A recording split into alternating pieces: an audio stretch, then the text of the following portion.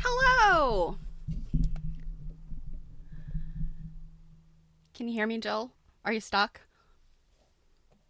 Ah. Jill couldn't hear me. My audio was muted. You know what? I know enough to just wait for things to settle.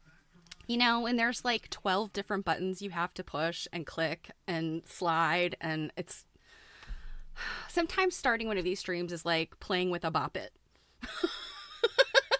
Twist it, Yeah, squeeze it, whack it, thump it, and then do it all over yeah. again because the stream went poo.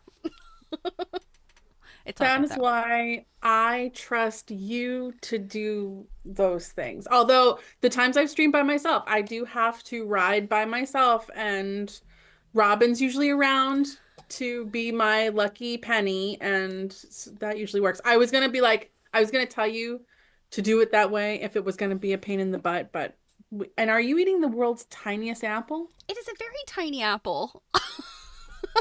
you Like know, like I a crab apple? No, I think it's a Fuji. I just buy like the little 3 and 5 pound sacks of apples because usually they're all, they're ripe and Human they're not. size? What? Human size?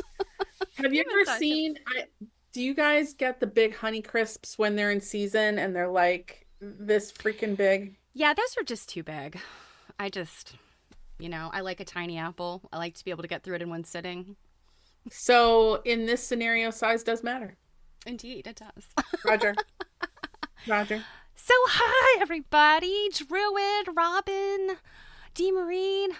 Oh, it is so Robin, we good. haven't seen you in a hot minute. I know. D. Marine, I think you've been around, but you've probably been lurking. I know you like to lurk sometimes. Oh my gosh, I'm glad you guys could come out. We've got 8 people here, which is good. Somehow or another, Jill and I discussed this morning. I don't have that many Instagram followers. I've been getting more Facebook followers just as we've been doing stuff. Um, and I thought I'd put up a post last night because I was like, we talked about this, right? But I do a terrible job of announcing these things.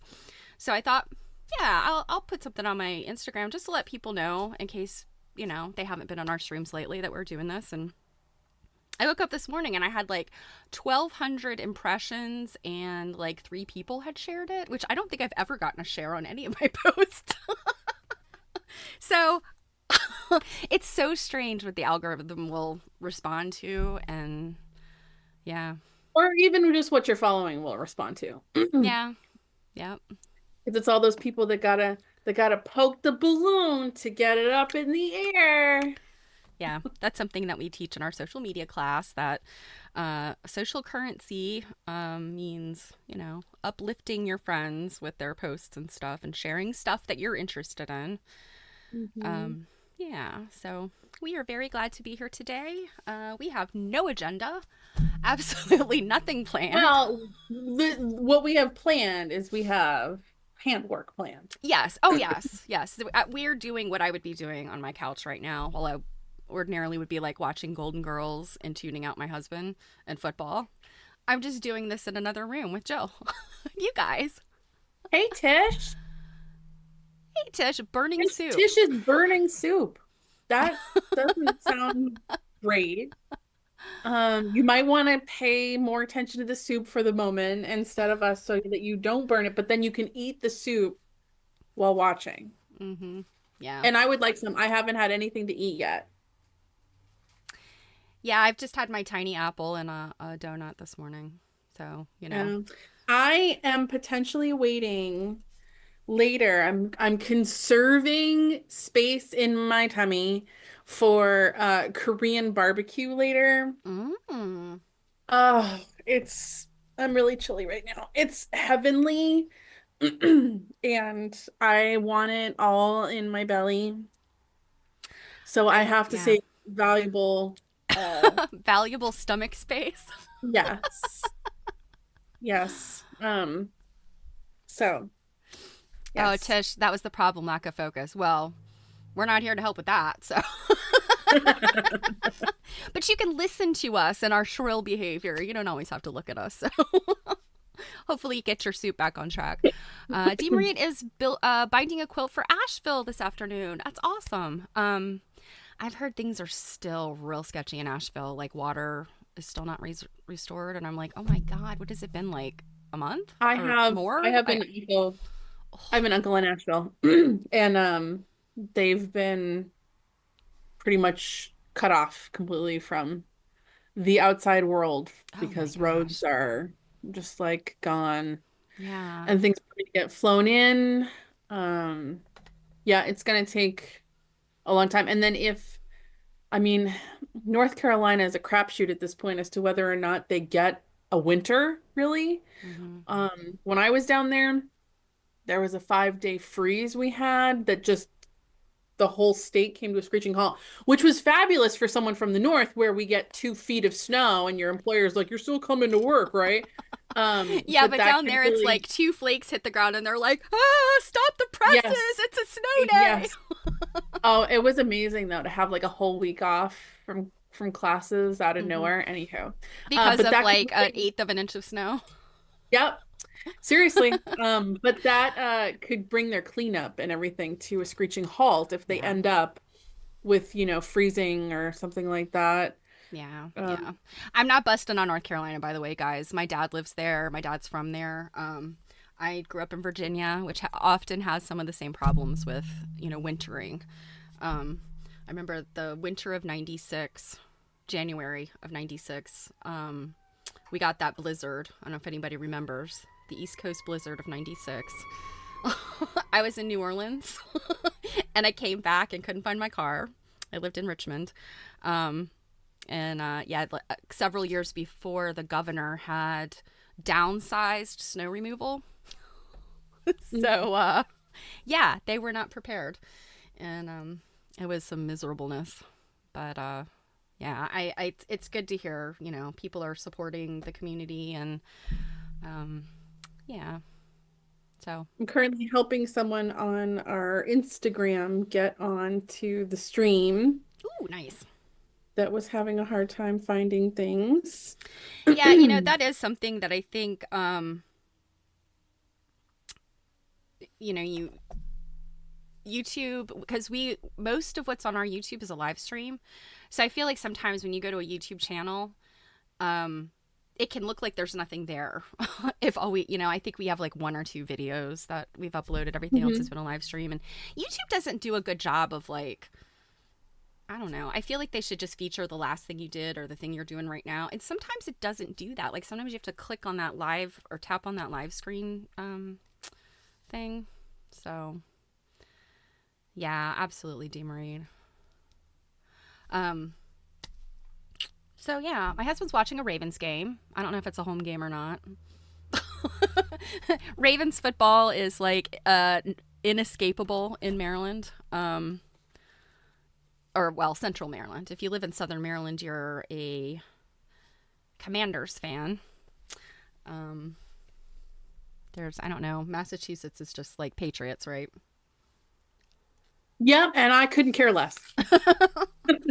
Um, I'm pretty sure I've told this story before, but growing up, my neighbor across the street from me, um, I played with the girl Alyssa and her dad, who was Joe Nash, who was the nose guard for the Seattle Seahawks. Mm-hmm. And then I went to school with Doug Flutie's niece. Oh. So and he's not like you see him around all the time. Mm-hmm. I was funny with a friend of mine. We were at a sub shop once years and years and years ago. And she was like, "Oh my God, is that Doug Flutie?" I'm like, "Yeah."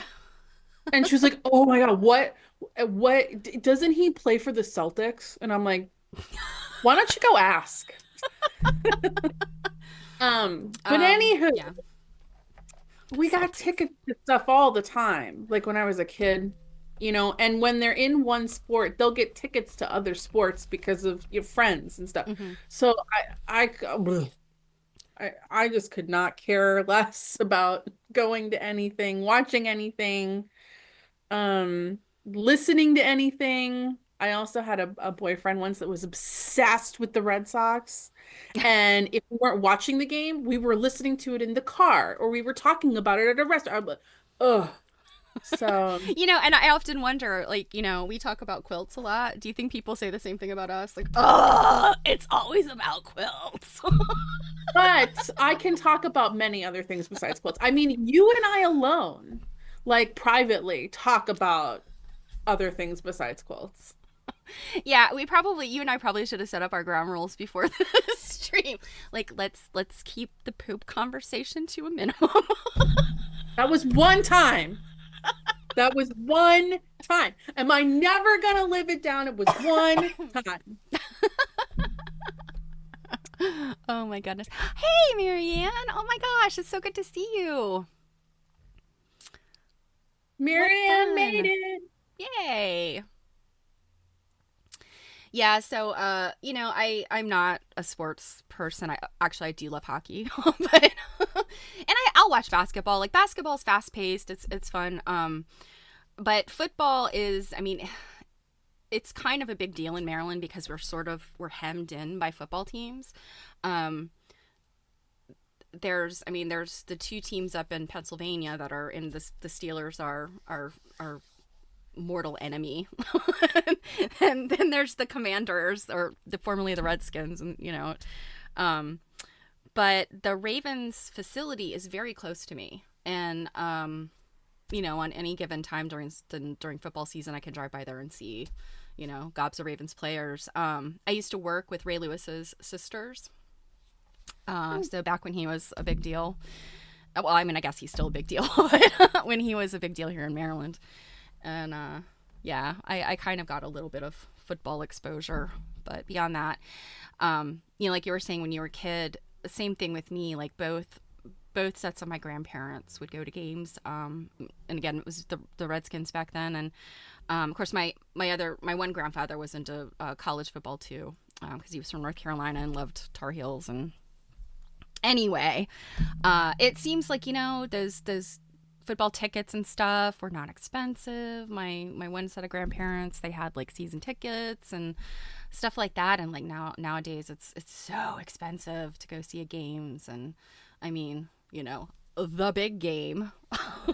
I don't want to get in trouble for saying it on on the internet. Don't they fine you if you use the word for the big game? I've heard how much those tickets cost, like the poopy tickets. Oh my gosh. You're the one that said we couldn't talk about poop.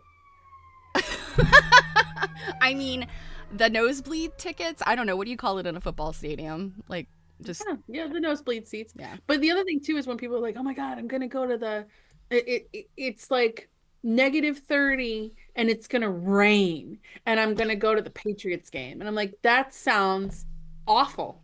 Mm-hmm. Like absolutely miserable. I would rather stay inside and sew.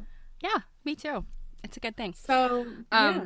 Now I know we said we didn't really have an agenda today. However, the other day, so last Wednesday, we did needlework nights, and it was knitting, tatting, crochet, Lace. and lace making. So we were looking at all those little doodads, and I thought I'd be cute and pull in the simple knitting tools, because they're mostly for kids or people from a primitive era. And Jill did not quite understand how they work, so I will do a demo of the Lucet and the little knitting guy.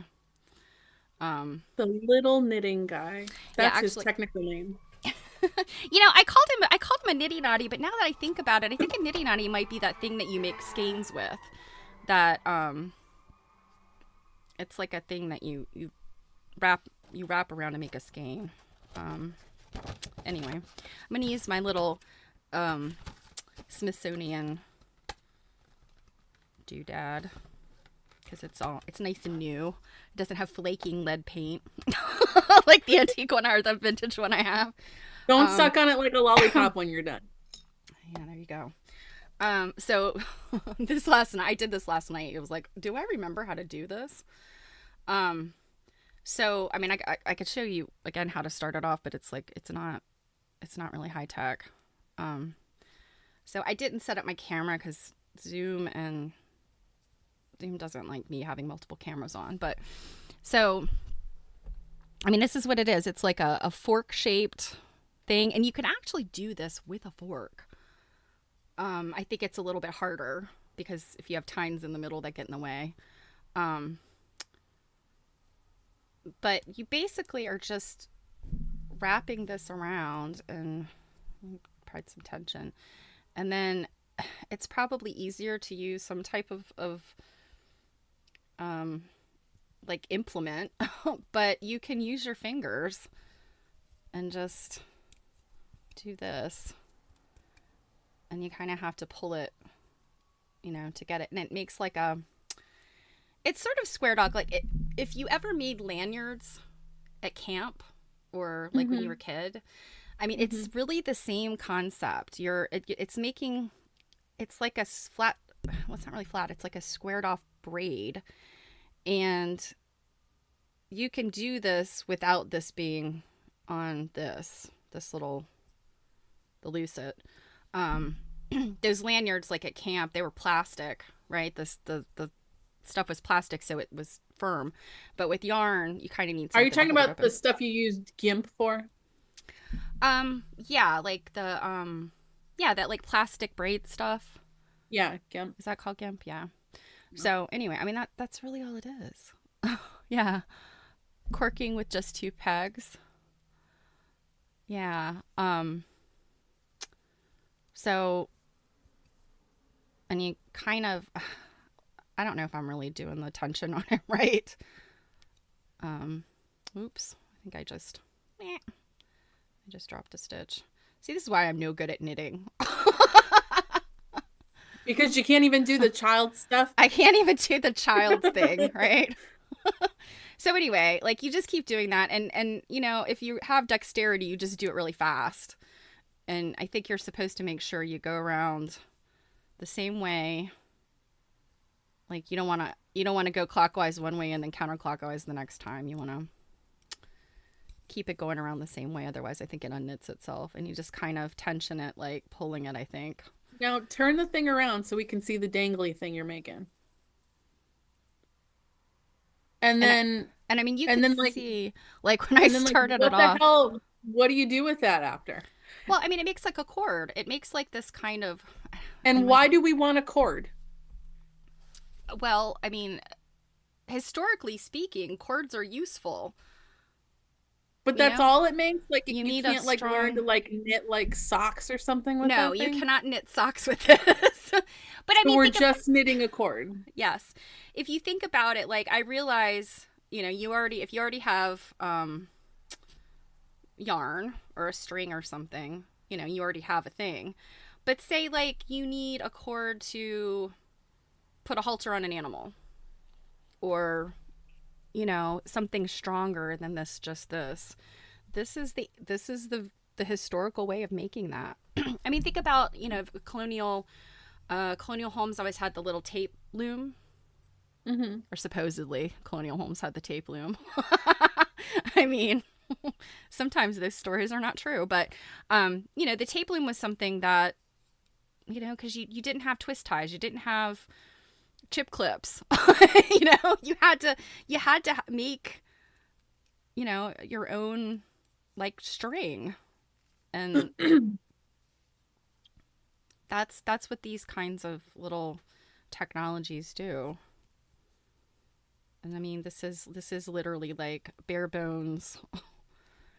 And then we looked at the fact that shepherds did this kind of stuff, crochet and knitting. And I mean, it makes sense. You've got the animals that produce this. So anyway, my version is not super good because it's just clunky, but once you get in like All the right, and then how does that other little doodad thing okay. work? I did Because not. I really can't fathom how that thing Okay. works. So I didn't get this one started up last night when I pulled all this stuff out. So what sort of yarn am I using here? Quality yak fibers. I'm guessing this is either yak or llama. Okay. So, I think with this, you maybe start with a like a slip knot. If I remember. Oh yeah, Marianne, absolutely. Yeah, this one, and after I sat and looked at this the other night, and I was like, I think this is it's a replica. It's not a real vintage or antique item. I don't remember where I got it though. That's why I was having trouble last night. Well, and the So other night we were talking sorry, the other about night. how the antique and vintage stuff is more beautiful than the stuff we make today. It's Mm-hmm. useful. So I'm wondering if Tish, when you said corking, is this what you mean, like, but using a cork with pegs on it? Is that what you mean? Um, because like you can do this with, like I said, a spool. I mean, anything that you can put a hole down the center of it. I guess I don't even know if you need. Well, yeah, I guess you kind of need the hole. I might have to, because you have to get the thread down in there. Yes, Tish said yes. But yeah, this is the kind of thing that I'm trying to look for something that I could shove this down in there with. Um, you can do this with a like a wooden spool, and you just put little brads in the top of it like this. She said, same thing, we just called it corking, was made of wood. Gotcha. Yeah, I mean, I think this is kind of like, I mean, yeah, it's like old school technology, and it's teaching children the concept, I think, of knitting. And once you like see it, like it's the knit stitch, but just done in the round. Ah, I cannot get this stupid thing to go through there. I think you need like you're supposed to have like a big needle to thread it. I think. And naturally, like, do I have any of the thousands of tools I own at my desk? Of course not.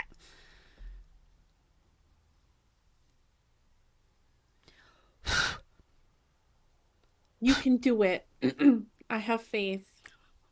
It might take all afternoon, guys. You just watch somebody try to get a floppy piece of yarn through a little piece of wooden thing. Okay, come on. This is okay. I'll do She this. said, use a crochet hook to pull it through. Yeah, I don't have any crochet hooks here. After our thing the other night, I took them all back to where they're in a thing up in my on my shelves in the hallway, because I do display some of these things now. Okay. That's cute. How come you don't take pictures of displaying them? Because the shelves are really crowded and messy. I need to kind You're of like, I haven't dusted in 20 years. that too. But yeah, a lot of times like they're kind of more displays for me. Hmm. They're not really. I mean, they're just kind of okay. I could see it in there. This might be why this was never used. The child never could get the yarn down in there and was like, screw this. I'm gonna go play Okay. Nintendo. Well, while she's playing with that, I want to show everybody I had been looking for this like little tiny pincushion since Steph has like gotten me on the bandwagon of doing handwork. And the only thing I could really find in terms of like a tiny pincushion was this, which is Oh. I don't know, it's like Dritz or something like that. Uh huh. And but it sits on your wrist. I didn't want one that sits on my wrist. I want one that just sits. Mhm. And it's actually like in terms of tiny pincushion, it's pretty big. I Mhm. wanted something like tiny like you had stuff. Mhm. So I was down in my You mom's mean this one? sewing room. Yeah, like yours is pretty tiny. I was down in my mom's sewing room looking for something else. And I happened to notice that she had a tiny little pincushion that was sitting in Oh a yeah. thread spool. Yeah, yeah, yeah. I remember this. You showed me this. And I took it out and it's a little tiny tomato Mhm. on a golf tee thing. So And I was adorable. like, that is the cutest thing I've ever seen in my life. I don't know where it's from, who made it. Maybe she got it at a craft fair or something like that. But I'm in love Yeah. with it. It is very cute, and And it, I've seen flower ones. I'd never seen a tomato, which makes it yeah, so adorable. it just lives in my spool there. And it's the perfect size. I still have that other big one in here, but I love it. I love it so much. So if anyone isn't making these anymore, because God, who knows, my mom's already been dead 11 years. So if she bought this in the 90s or something, um, and no one is making these, like start making these and selling them because there are like, and you could even like, it doesn't even have to be on this little tea thing. It could be on all kinds of things and just be the cutest thing, right, Robin? Isn't it cute? See, you guys want one now. And then you always have it in your handwork, like in your, with your thread. And I have already used a good amount of this spool, I'll tell you. Yeah. Mm-hmm. You notice a lot faster, I feel like, than when you're doing um machine piecing, because you're literally like watching every time you Oh, pull, like yeah. um but yeah, other than that, look, this is the first hexagon flower I did in Stephanie's presence with all my like, she was telling me, she was like, you're doing an like eight, I did like 8,000 stitches in one thing. She's like, you don't need to do that many. And I was like, are Yeah, you I sure? mean, you want it to be like not Well, fall look, apart or be too it's never gappy, coming but apart. It's never, ever. See how many like millions in there? It's never coming apart, ever. yeah, so when they talk about oh, look at the tiny stitches that this Hey, person made. Alicia. Alicia, hey. Alicia, you should totally have one of these. You can keep it on your desk in a plant or something, and you could put like, I don't know, like pins for your pin board in it. Like, it doesn't need to be sewing. Totally, totally make that happen. Or you could just buy one of these bigger ones, take it off and put it into something. Well, so Robin, I've gotten a little bit better. So this was my first one. And um this what are these 2.5 inch hexies, some jazz like that.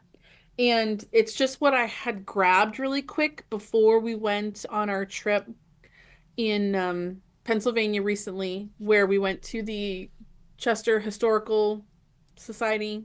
Yes, is that what it's called? The Um, Chester County History Center, I think, is what it's called, but that's it's it. the Chester Everyone Historical names their Society. stuff different, like um EPP. Okay, it's so funny. So Marianne just said apparently EPP is Allegedly. allegedly. Okay, so Marianne, I felt the same way.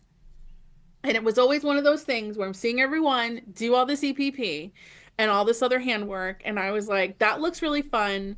I really want to do it. I want to be someone that does handwork. I've only done machine work. And don't get me wrong, I love me some straight machine piecing, just all the live long day.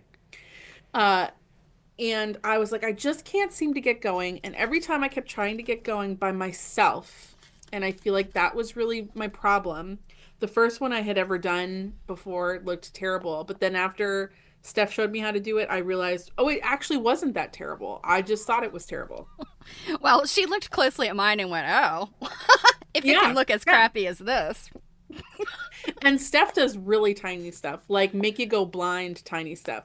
So, having someone actually sit with me and take me through the steps with the tidbits. And I mean, Steph, you tell me otherwise. I don't think I didn't need you to wipe my ass while we were No, doing it. Like, you were no, just there in case I had an issue. yeah. And of course my phone is going to start ringing. Um, so yeah, so having someone there as like moral support if I got stuck.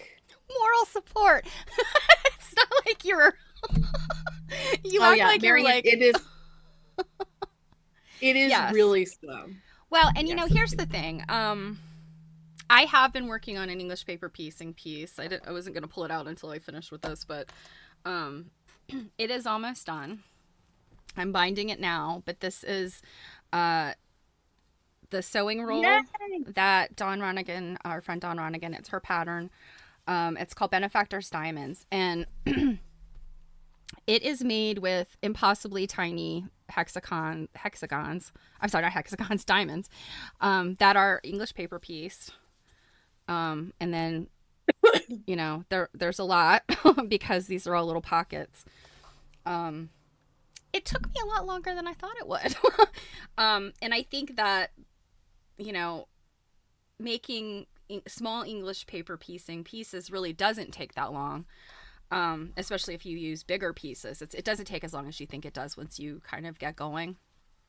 Um, but yeah, it really when you've got a destination in mind, I feel like that's where things go off the rails because you're like, oh my god, I have so much more to do.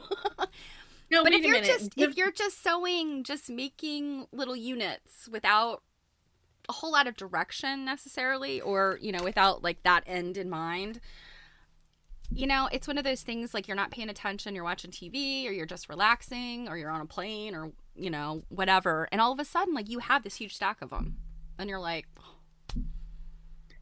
You know what? That is true. Um, but Define took you longer than you thought. She didn't release that pattern that long ago. yeah, but like I work on it almost every day. And maybe not Yeah, but much, maybe and it's only a you few things, and but you started it before she even released it, I feel like. no, she had released it because I didn't buy the pattern. I bought the pattern directly off of her Etsy site. I No, knew I it was know, coming, no, but I'm being flippant because like I bought that's it how the day quickly she you released started it. it. Okay. Yeah. Yeah, and then like an hour later, she's like sending me pictures like, "Look, I have half of these diamonds done already." Not true. Not true at all. Um, yeah, it's funny so like some of so this section here, Hmm. that's like sort of where I started, really the bottom one. And then I decided about halfway through that I wanted to kind of go off the reservation a little bit and do this um diamond sort of thing, that it was not part of her pattern. It wasn't part of the original. This is a reproduction. And then I kind of did my pockets a little bit different, but this section took me like not as long as the other sections because it was so straightforward. They're just rows of 8 diamonds, and you're just slotting them in there. I did it kind of production line style. I prepped all of the diamonds and then started stitching them. But yeah, some of the rest of it is just it's been a lot. So Marianne said, "Here's my problem. When I watch TV, I want to watch TV. I can't Yeah. multitask and watch TV. I know it's a flaw, but I can sew and listen. So maybe I should get an audiobook and hand sew." So I would say what I've been doing as I've been hand sewing is I'm watching TV that I've seen 700 times. Yeah. Yes. And my mom and I actually had this conversation before, like very recently, but we've said it over the years that sometimes you'll watch like a rerun or something that you've seen in the past, and it's like the plot is there in my head. I totally know what's going to happen, but like none of the visuals make any sense. Like it's like you've seen it for the first time, and I'm like, yeah, because the last time I watched this, I really was only listening to it. So Hmm. absolutely audiobooks, podcasts. I That's most of what I do when I'm, you know, just stitching and want to look at what's in my hands. I don't Yeah, actually I watch watch. So something new. lately, I have been I my brother and I were sick with RSV for like 2 weeks. And I had started rewatching Full House. And I mean, I haven't seen it in a million years, so I can watch it and not be bored. But I don't need to watch it because the a lot of the plot is kind of beyond me at this point. Although it's funny, I also realize how much adult plot was going on in that show, even though it was for a younger audience. Um, so I've been watching that. My brother and I have also together we've been rewatching The Wonder Years. And I don't That really was a very good show. I really liked The Wonder Years. yeah, I don't need to watch that. But Stephanie and I both have a very similar go-to, and that's Friends. Mm-hmm. I have watched Friends or listened to Friends 7 gajillion times. Yes. I still laugh at the same things. I still find it interesting. It's a really long show, so like you can have it on for a long time, and I don't need to watch that. There's many shows in my life that I don't actually have to watch, and they're often the same kinds of things that I put on when I'm even doing machine sewing, so that I have something in the background because I can't machine sew to nothing in the room. Yeah, I think that our kind of our go-to is always Law and Order. I can do Law and Order. Yep. SVU, absolutely. I haven't seen all of those, but I do find it's not a show I feel I need to be glued to. You know, you have shows that you need to be glued to, and you have shows that you Mm-hmm. don't need to be glued Yeah, actually, I have a couple to. movies. This one especially, and I'm drawing a blank on the name of it, but I can't.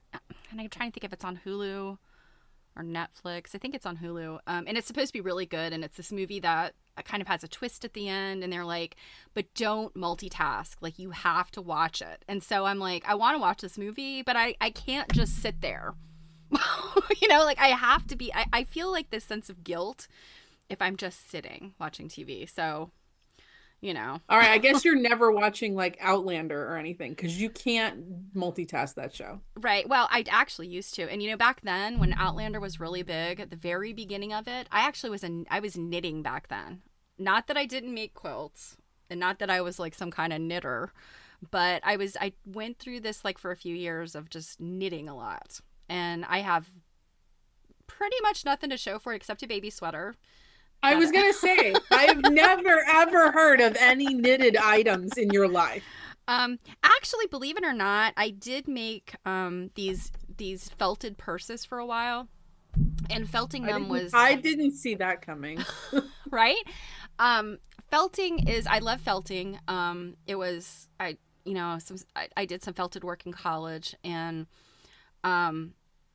I realized that just straight felting is not that strong. I mean, it is, but it's kind of I not thought you were gonna say it's not that fun. well, it's actually a lot of work too. So I realized that if it was knitted and then felted, you know, then you have something that's very strong. And so I got my hands on a very old knitting machine, and Mhm. that Like was how old? I don't know, it's probably from the 80s. And it's just it's like a tabletop. You clamp it to the table. It's a whole bunch of actually the other thing I was going to show you today is like a mini knitting machine. But it's basically they look like a latch hook, like the thing from a latch hook, you know, just the metal Mhm. part. And you run this like shuttle across it that's feeding your yarn through, and like as it goes, these latch hooks go and knit for you. Like that's how a knitting machine works. And so I had one of those, and I did do a bunch of different knitting projects, but I don't know, knitting is just kind of not my thing. And I made a few bucks off of the purses and stuff, but Pictures or it didn't happen. uh I think there's some pictures on my Flickr account. So Do you even know the password to that? uh, I could probably rustle it up if I had to. So Robin's go-to shows on Acorn TV and BritBox. Those are good. Yep. Jesse's Stone I can movies. also have Downton Abbey playing in the background forever and ever, or Victoria. I love all those period dramas that I've watched Mm-hmm. a million times. I Uh-uh. love the music in Downton Abbey. You know, I have never watched Downton Abbey, and I know that that Oh is. my God. I know. I know. It's a travesty. Um, You're so fired. Just the textiles alone in Downton Abbey. Like, yeah, I know. And actually, ironically, I do have some of the textiles that I can't remember who came out with them. I don't know if it was Moda or what company Oh that yeah, had. I've got those too. Yeah, I But have a. those aren't actually like from the show. They're just inspired by. No, I think that they had like a. I mean, they had the Downton Abbey. Um, I think it was like a partnership kind of thing. Like they had a permission. No, but I mean You like know. you don't see those fabrics Oh, in the right, show. right, right. They're just the period. Yeah, yeah. Yeah. Um, but yeah, I mean, and I that I mean, I love all that kind of period stuff. I don't know why I never watched it. And the funny thing was when it was like really going, like it was really super popular. I was really into historical costuming, and that's all anybody talked about. And I think What that's is why I'm just like, I don't have your time for this. problem? I also, well, I want to say like when it first came out, because it was on PBS, right? Yeah. I want to say like we didn't have DVR when it first came out, and whenever it came on, I had some kind of conflict, you know. Um, I did not get to see the exhibit of costumes. I saw like some Oh, it online was stuff. so good. Yeah, I It saw some was online so good. stuff, but Marianne, another person who hasn't seen Downton Abbey. Marianne, it's so Just the two of good. us. Oh, it's Property so good. Brothers. Okay, that's one that I mean I know what it is. I've never watched that. Um yeah, I mean some of the mindless TV like true crime stuff. Honestly like some of those shows on TV like oh my gosh. Well, I mean there's whole channels here in the US. Oh gosh, I'm trying to think. Investigation Discovery, Oxygen. We were watching the first 48 in Pennsylvania, weren't we? Yes, the first 48 is great. The That's right. When she was like Dateline. teaching me to do my hand piecing at, uh 75 stitches every 3 hours. Um, we were watching like murder documentary Hmm. shows. Yeah. That again is one of those shows because it's like recap and recreation. There's not a lot you really need to watch because it's just so much narration. Yeah, and the thing is, that dawned on me one day when Dateline, specifically Keith Morrison, his voice is just like, oh, just velvet. And my husband's like, I don't get it. What is up with this guy? And I'm like, oh my god, Keith Morrison, like, please. But when I realized when the Keith Morrison and Josh Mankiewicz they started like their stuff started coming out as a podcast, and it would be like it would air on TV, and then I guess like the next week it comes out as a podcast. I assume they still do it. I haven't really listened to a whole lot of podcasts lately, but anyway, that was when I was like, I have all of these things DVR'd. Like I could just listen to them. I don't necessarily have to look at them, you know. And sometimes, I mean, Mhm. Dateline. Sometimes the people and People Magazine investigates. They show some crime scene stuff. I'm like, I don't need to see it.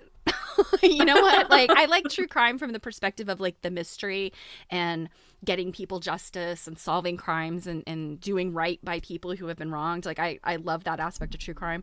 And, in the psychology, like, why do people do the crazy, awful things they do? But yeah, I don't need to see the details. I can listen to it. I'm, you know. um, oh, Tish doesn't Yeah, like Property Brothers.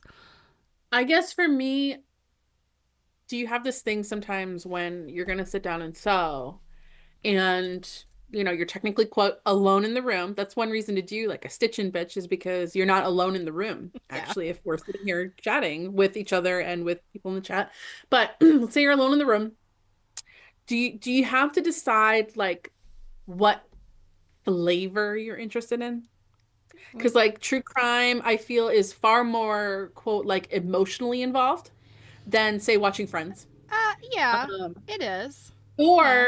or it's the flavor of do I want to engage my brain in something new or something I don't, something old like Friends Mm-hmm. or something you've seen before.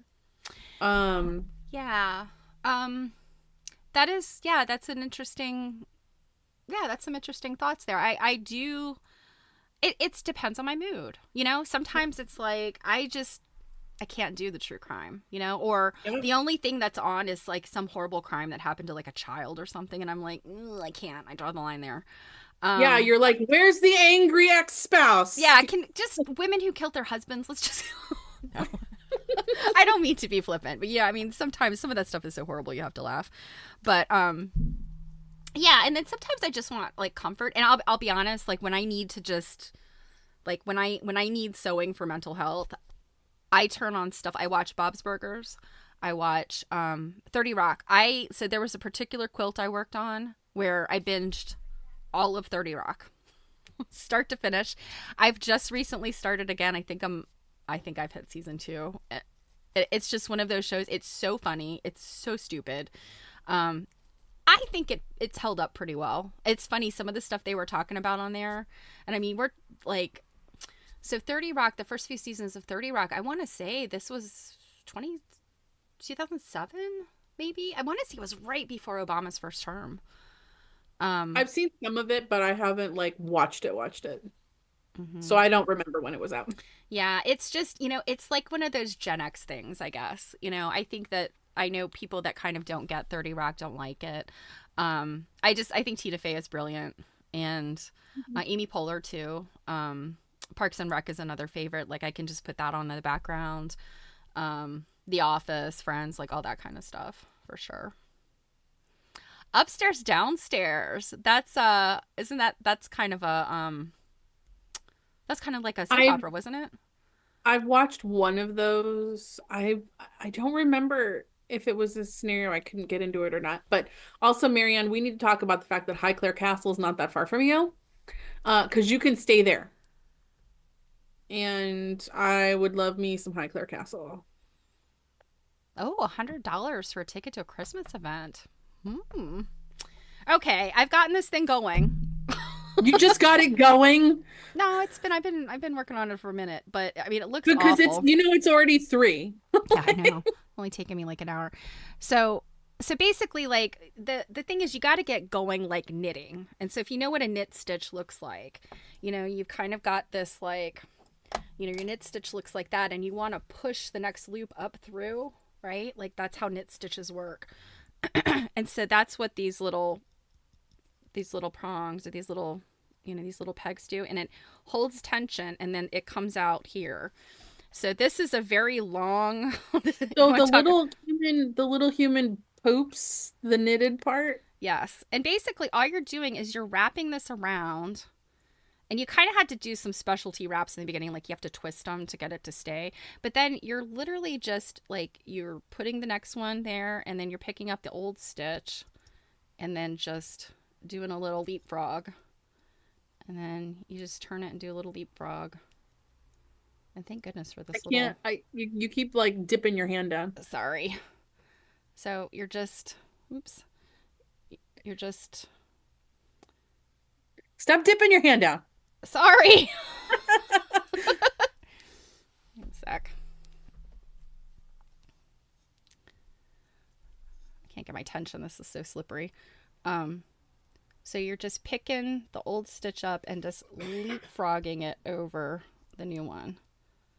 And do you see what I'm doing? Like, No, I got nothing. so It I'm works sorry. totally different. It works totally different than I thought it did, though. Yeah. So, but yeah, so it's like basically creating so this is the part, this is the one, and this is what one of the other things I got for making cords and handles, purse handles, is this, which is the same thing, but it's like a laundry mangle is to the washboard. It's still manual, but so It just looks like a big snarly mess.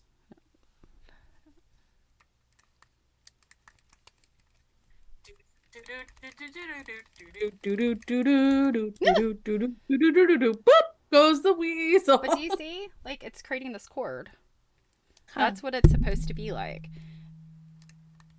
In this case, the little I don't know if it's gonna show up very well, but they're almost like little latch hooks in there. And instead of me having to wind it around and do that little leapfrog, the little machine is doing it for me. And you can make some crazy,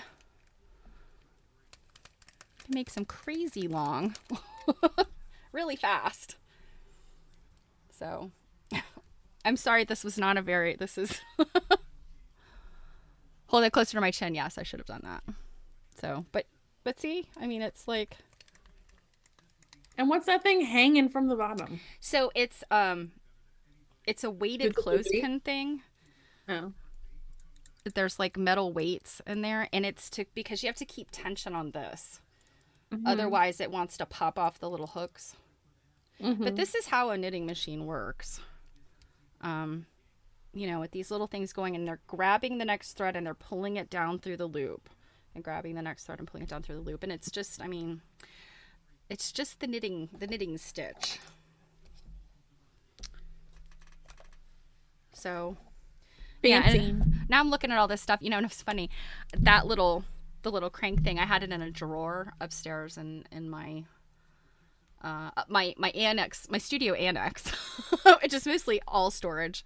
Um, and I was looking in the drawer and I was like, oh, well, here's a bunch of stuff that I haven't seen in a while. Oh.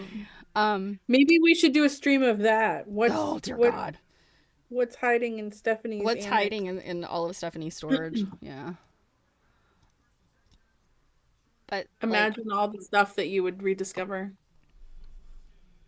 So on excuse me, on that guy, how do you keep the tension on the cord coming out the well, see, bottom? that's the thing. You have to like pull on it yourself, and you probably end up with something. It will take me forever to get enough knitted to come out the other end, um, but yeah, but it's the kind of thing you're supposed to give to a child, and you know,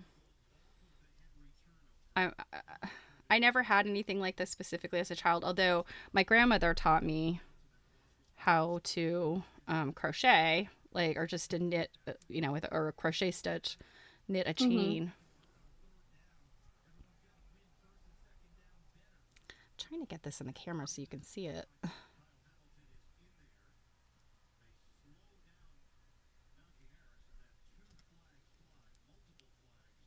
And it wants to come off the little prongs.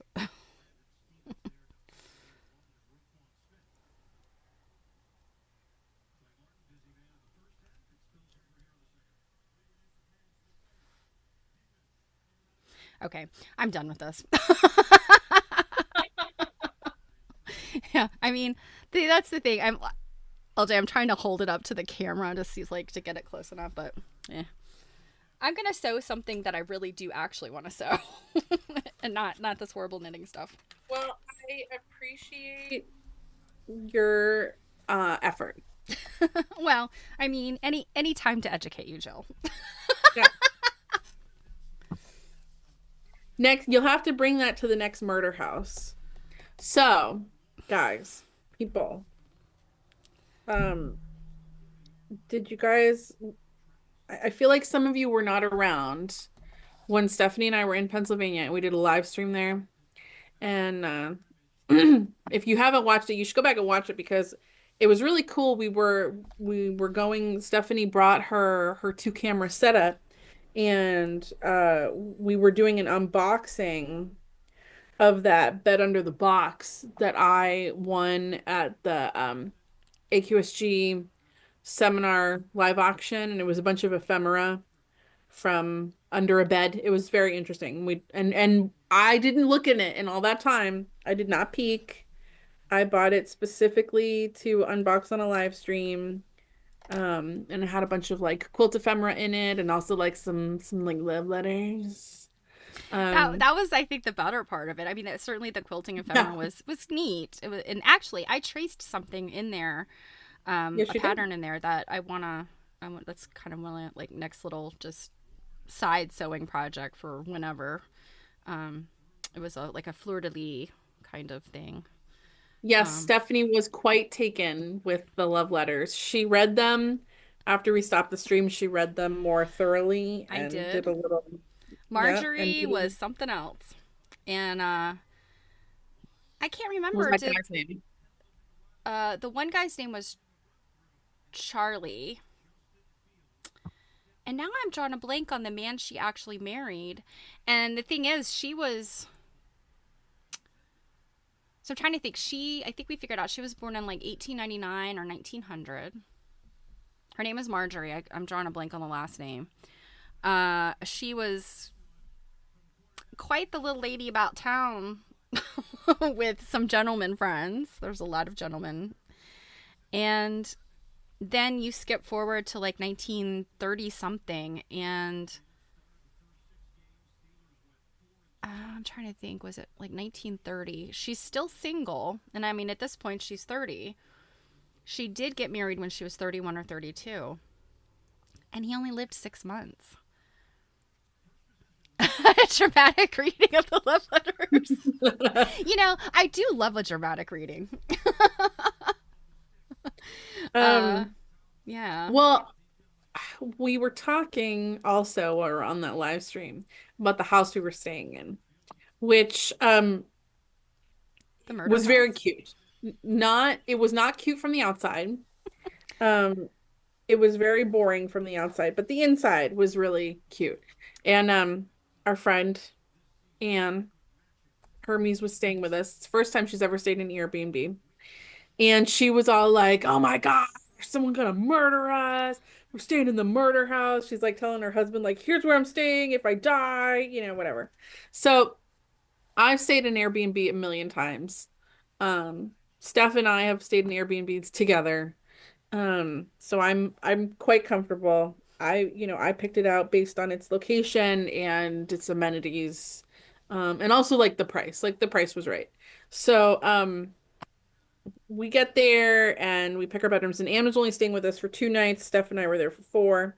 So she ends up in what I would call like the least desirable bedroom.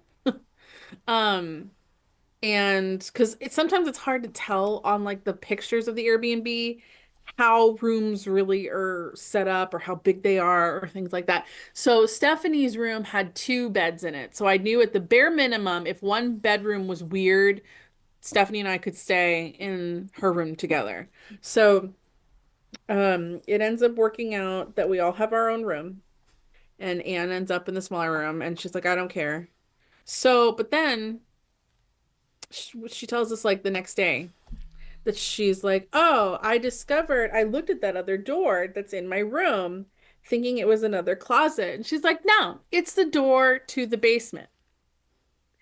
And that's okay. Like, I guess, whatever. If But you've never stayed in an Airbnb, they usually have things like basements locked, mhm. unless Um, it's like a whole nother like sleeping and, if it's like a finished basement, but this was not a finished basement. So, and if it's not locked, it usually has the ability to lock from the inside. This did not. And then we look and the door opens and it's literally at the foot of her bed.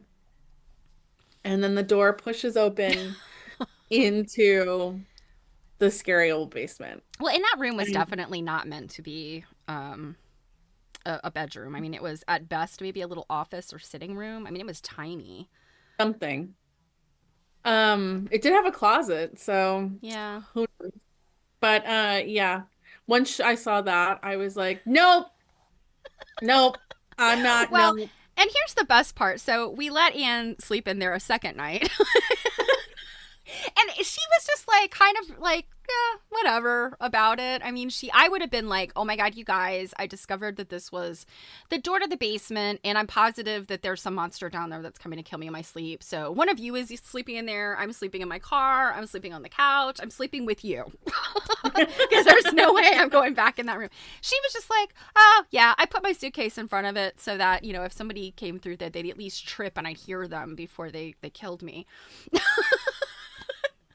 So anyway, she goes home. She had to get back to what she was doing, and we were like, we got to see what's in there. Well, you're missing part of it was the next night after the second night of sleep, she said she slept like a rock. Oh yeah, slept like a baby. And I was like, I would have been bug-eyed all night long.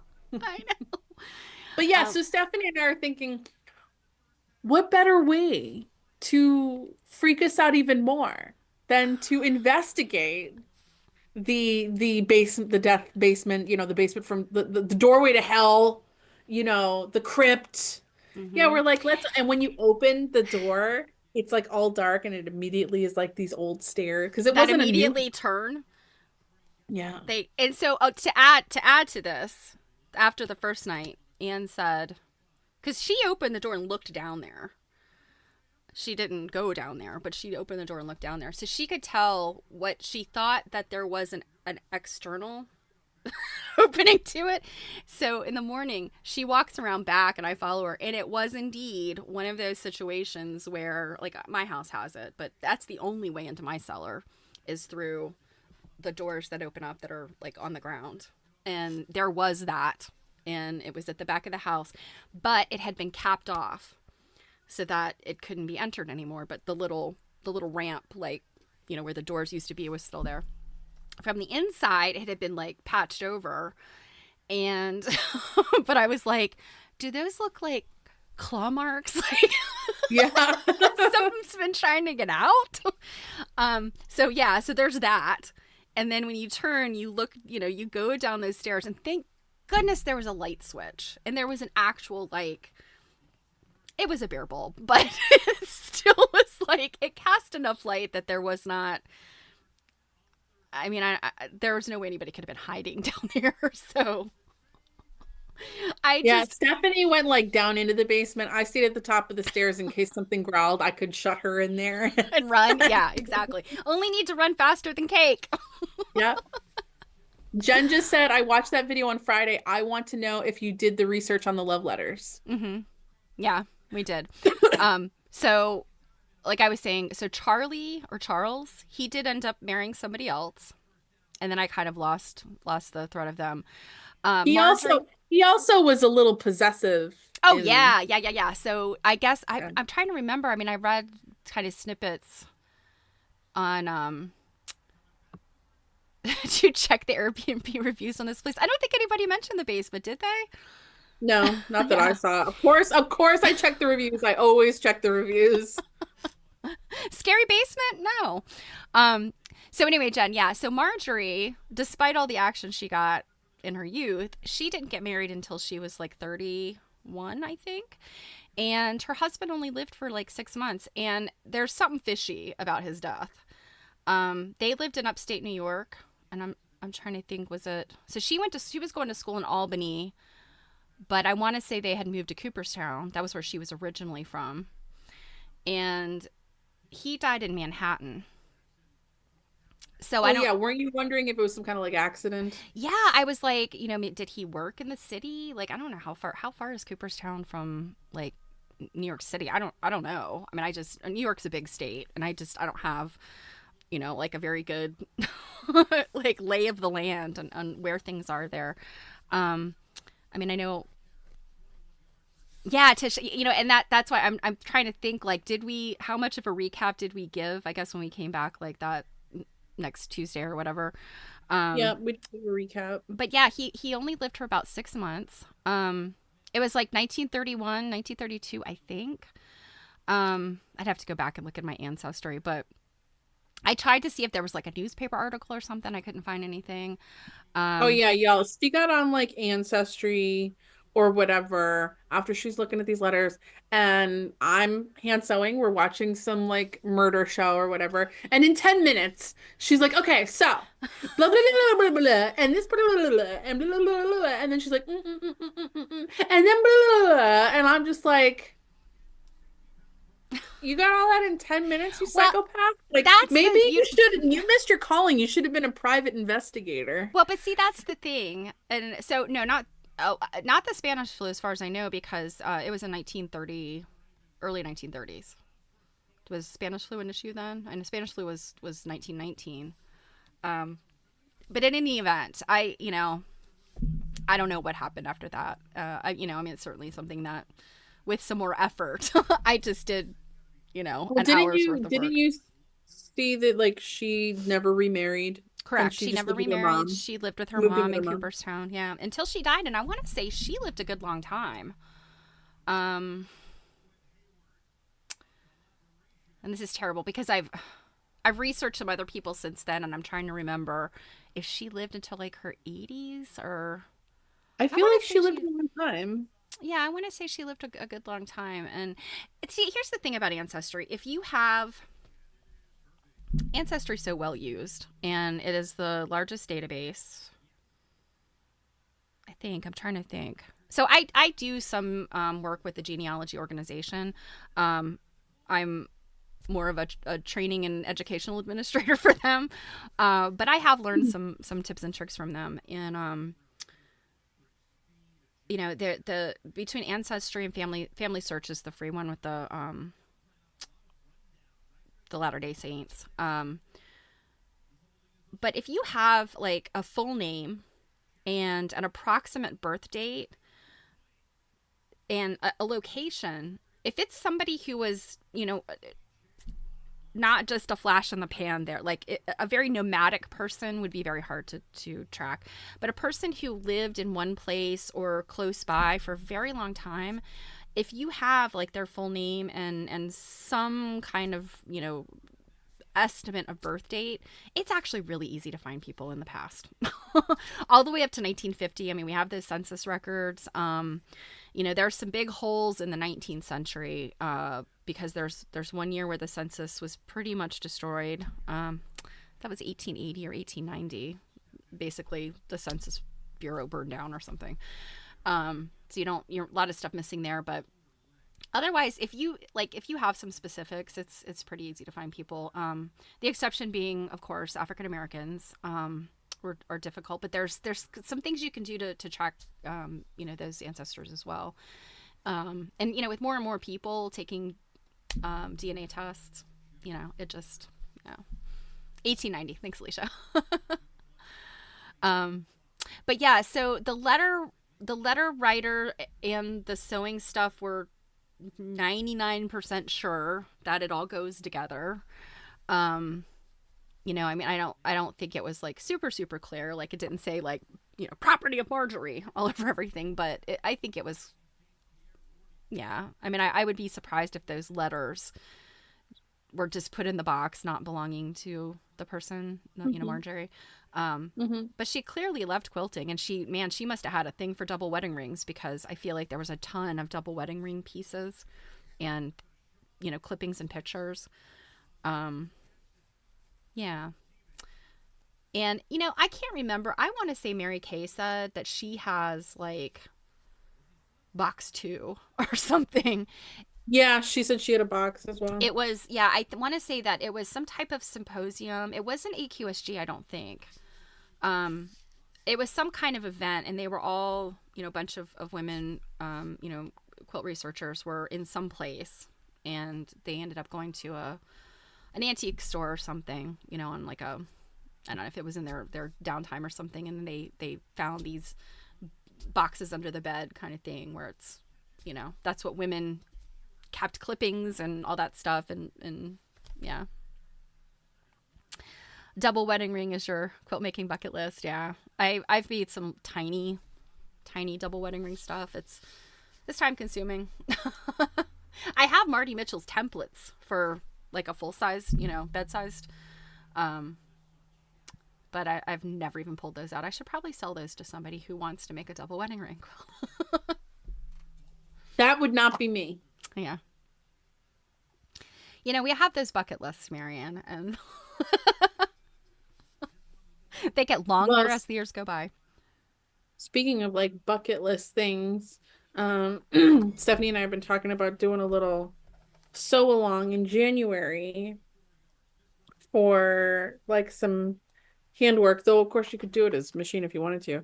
But using some patterns that Anne Hermes had done to go that she made doll quilt patterns or to go along with the Patchwork Pillowcases book Mm-hmm. or inspired by some of those. Um and we were thinking that might be a fun winter project to do, especially for people like myself that maybe want to do a little more handwork. Mm-hmm. because of the portability. Yeah, and I think we need to circle back with Anne, but I mean, if you wanted to make a pillowcase, like that's fun. That's I mean, it's challenging enough to get, if you're going to do applique, challenging enough to have a project, that's going to take you a little bit of time, and a little bit of skill. But it's not a whole quilt, and then you can use it, and if you made it such that like the pretty was on one side, I mean, it could just be a pillow sham for your bed, or you could make it so that the pretty is on one side and you could just flip it over for when you want to lay on it. Yeah, but then what do you do when the side you're laying on gets hot? Well, and therein, you should only use it in the winter when you want your pillow to be cozy. Even in the winter, I flip my pillow. Oh yeah, pincushion top. Yeah, I mean, like some of these those little designs. I mean, definitely could be scaled down very small. Anne made a couple of doll quilts, I think, out of um, several of the pillow designs, and I wanted to make like a doll quilt, but also like a doll size pillow. So I was gonna see if she would, let us use one of her patterns, and we could size it up and down as needed. So Tish made a small double wedding ring and was cured. Yeah, it's yeah. Marian has those templates too. They're such stunning quilts, and I have a few. I'm trying to think. I have one completed double wedding ring that actually I acquired recently. It's red, white, and blue. So it was in the vein of my bicentennial research. But I have probably 5 or 6 other double wedding rings, and I think they're all tops. I think there's only one that's quilted. I'm mentally going through them. I have one that hangs over my headboard of my bed, and that one's just a top.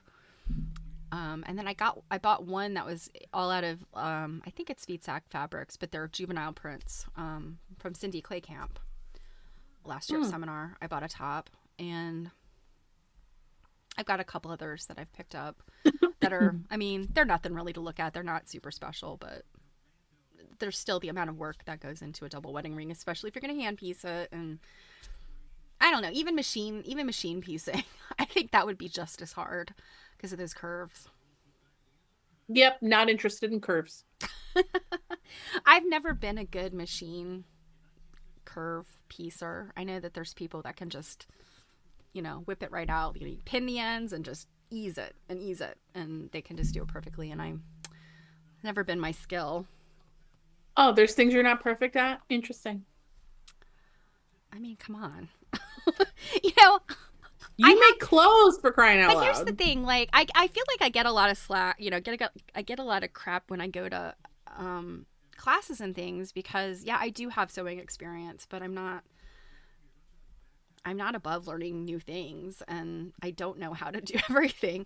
A few years back I went to this retreat, and I mean it was all in good fun, but one of the classes was an embroidery class, and there were people there who had literally never embroidered in their life. And what the teacher had set up was, I don't know, it was probably half a dozen stitches to learn. And it wasn't anything like embroider this pattern. It was kind of like just mark making, stitch making. And she taught, I mean, I knew how to do all the stitches because I've been embroidering since I was like in middle school. So, oh, not a fetus. Yeah, I mean, there are other crafts I've been doing since I came out with a glue gun in one hand, but um, but she taught us a different way of doing one of the stitches, and I was like, oh, this is game changing. I kind of like this way of doing the stitch, and she, like everybody's kind of showing off what their work looked like after we've been stitching for an hour or something. And she says something to the effect of like, well, if you're not a professional stitcher like Stephanie, I'm like, I'm sorry. I didn't mean to be good at this. Like, I'm not trying to show off or anything. I have, I want to say I was probably in my early 40s when I went to this. It's probably been about 10 years ago. Yeah, maybe like 8 or 10 years ago. And I was like, I've been sewing for like 30 years. I mean, if you sew for 30 years, you get good at it. I mean, like, it's that 10,000 hours thing. You put 10,000 hours into anything and it's going to become like muscle memory, you know? And if I think about it, if I think too hard, my hand sewing looks like garbage. This, Well, you say your hand sewing looks like garbage, but your garbage is another person's okay. Mona Lisa. I don't know if you can see this, but can you see the whip stitch along that edge and the white thread? Yeah. It may not be. I mean, that's like all crooked and funky looking. I mean, I was just like, you would be more concerned if you weren't good. Well, I mean, it's a burden. It is a humble brag, right? I'm sorry, you guys. I'm sorry I'm so good at it. Yeah. Oh my goodness. Alicia, what are you working on while you're hanging with us here since you're not a sewer? Are you doing a puzzle?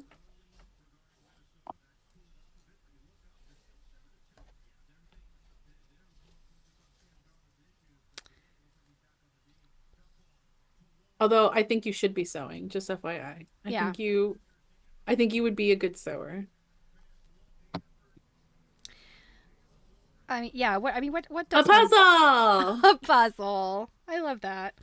I think anything that just engages your hand and your brain, and it's actually I watched a lecture the other day. It was through the was it the Folk Art Society?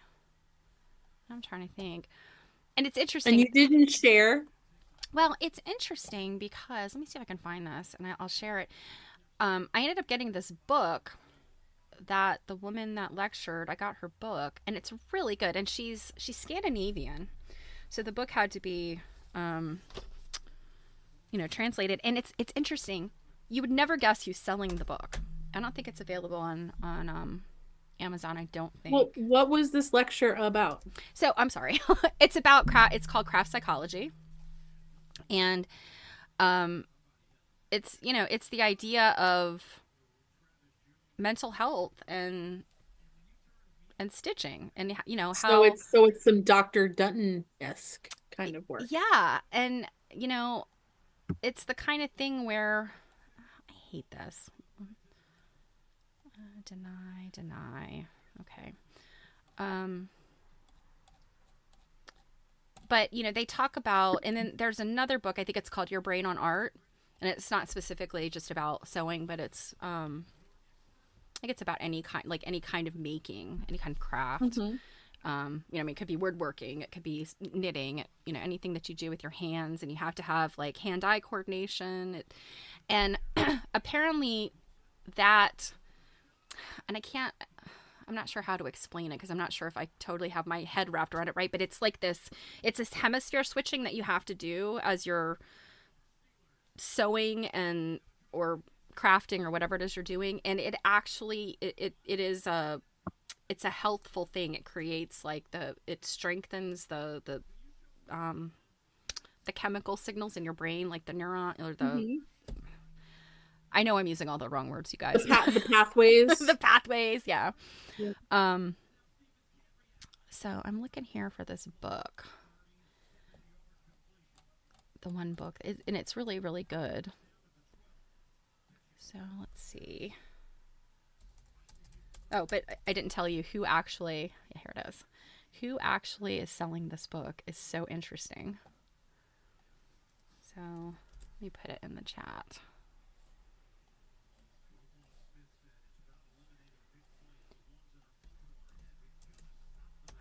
So DMC is selling the book, and DMC, like embroidery Mm-hmm. floss. Mm-hmm. I was like, how interesting that they would be the ones to sell this book. Why? I don't know. I mean, it's a brilliant like partnership between the woman who wrote it. She's a psychologist or psychiatrist. I guess like psychologist. What is her name? This is terrible. I can never remember names. Dr. Ann Kirkenturp. Kirkenturp. Percatur? Kirkenturp. Yeah, she's Scandinavian.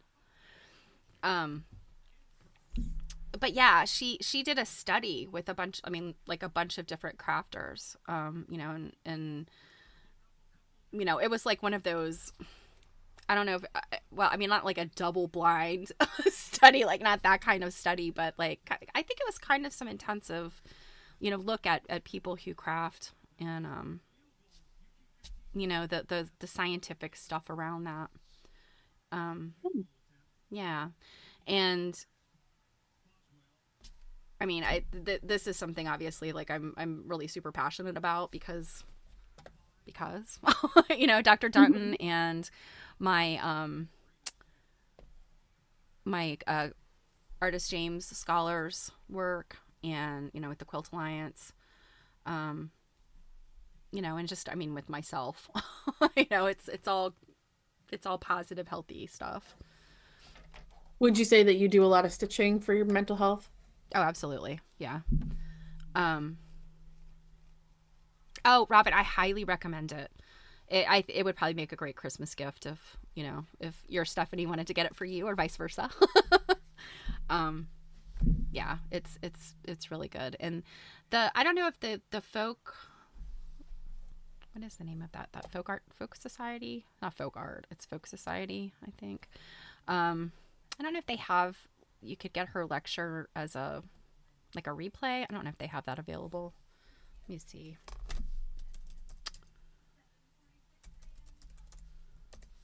I had actually never heard of the organization, the American Folk. No, that's not it. Folk Society. It's not the Folklore Society.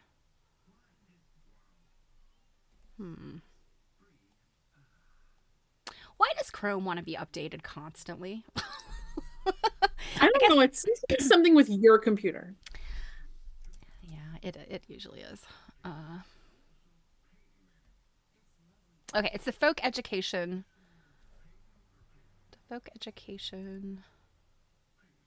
Association of America is the organization that did this lecture. Let's see.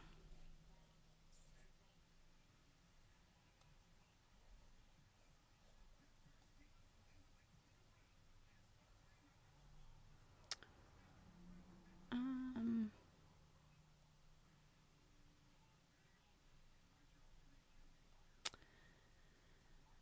yeah, I mean, it looks like they've got some other stuff. I don't see that particular lecture on here available, but they have some other cool stuff. So here, I'll share their link. Um, they have like a folk school. Like folk school is, um, I mean, there's folk schools in the U.S., but I think there's some parts of Europe I think where they're kind of a thing. Yeah, Druid. I'm sitting here complaining about it, but honestly, it's Chrome responding to changes and threats. So probably shouldn't complain about it too much. um, DMC was founded in France in 1746. Yes, your threats come from France when you order it. Yeah, So So here. what is the name and premise of this book? You have yet to really say. Oh, I'm sorry. I mean, it's called craft psychology, and it's about the psychology of craft. It's about how making things with your hands, whether you're Mhm. sewing, knitting, making, cooking, gardening, um, anything where you have to do this like two hand, like and getting into flow. Flow is another important concept of piece of this that Mhm. you're getting immersed in. And time goes away. Um, Mihai Csikszentmihalyi was a psychologist, and he passed away like during COVID. He didn't die that long ago, but he had done like such amazing work behind this idea of flow, which is what happens when you get totally immersed in an activity that you enjoy. And flow can be, I mean, as it could be reading a book, it could be working on a craft project, it could be, anything that where you're immersed in something and you lose track of time. That's flow. And when you can connect flow and art making, there are scientifically proven aspects of that that improve your mental health. So that's what the book is about. And the lecture was just like part like excerpts from the book or Yeah, so well, not necessarily excerpts from the book, but she had this kind of cool infographic. Like the literally she sat there on the slide for most of the lecture on this particular infographic, which is actually in the book, I think. But it's like this umbrella, and there's all of these things that like the benefits of craft, the psychological benefits of craft. And she sat there on that slide, and it was really interesting because usually I'm like, if you're doing a lecture, particularly, online, you got to keep it going. Like, because people don't Mhm. want to sit there and stare necessarily at the same thing the whole time, unless it's something really engaging to look at. And I know I'm guilty of this, like put something up and then just talk over it the whole time. But the way that she, talked about each of the things on this slide, it was kind of cool. Like, I have a lot of respect for how she created her lecture. But yeah, it was really interesting. I mean, she talked about these different components, and I already had the book by that point, so yeah. But Marianne, it's interesting. Absolutely, I knew that DMC was out of France, and there's certain DMC stuff that is totally ubiquitous in the United States. I mean, as you probably know, because I know you're originally from here, I think, right? um, but you go into the or Walmart, even go into a craft store or Walmart, and you've got like the whole DMC color palette of a bazillion different skeins, but there's a whole bunch of DMC products like you cannot get in the US for the longest time. And I'm so excited when I found out about this book, about the lecture, and I went and looked for it and was like, oh my gosh, look at all of the DMC stuff now that is being distributed out of the US. That, there's this one particular fiber, or not fiber, but it's like the size of the thread that I could never find it here in the US. I could get it like on eBay. They started making chintz. I didn't know that. Yeah, DMC is favorite. yeah, my favorite. That's the thing. I don't love chintz, but I'm fascinated by it. Connecticut, that's right. I knew you were from the East Coast. But anyway, yeah, I was so stoked to see like DMC is, that there's a lot more available now, and they're distributing more stuff here in the U.S. than they used to. So, So are you actually going to work on something? yeah, I have been. I mean, right now I'm looking on the interwebs, but yes, I have Well, been stitching. what are you working on? I'm working on um my this. I'm Oh, you're I'm that. binding it. Yeah, I'm binding it. So So wait, you don't bind it till it's all done? correct. So Oh. yeah, so the steps I probably should not reveal. The steps are you have to do all of your English paper piecing, and then you have to make each of the pockets, and then you have to line everything, and you have to bind the top edges of the pockets. That took me a while. That was a little fiddly. And then once the whole thing, then you base the whole thing together, and then you put the final binding around it.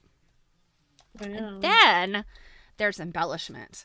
And so the original is embellished with like little buttons and stuff, but Yeah. mine is going to be embellished with star sequins, which I'm now dumping all over my desk. Oh, I where are you have going to all put all that? What did you there. do? Don't don't worry about it. They're just on my desk. I'm gonna have to brush those back. Alicia says she wants to get some DMC Eco Wool embroidery thread. Alicia, do you want to get that for the museum shop? Yeah, DMC. I mean, there's some other fiber companies out there, but I got to say, DMC's got good stuff. It's reliable.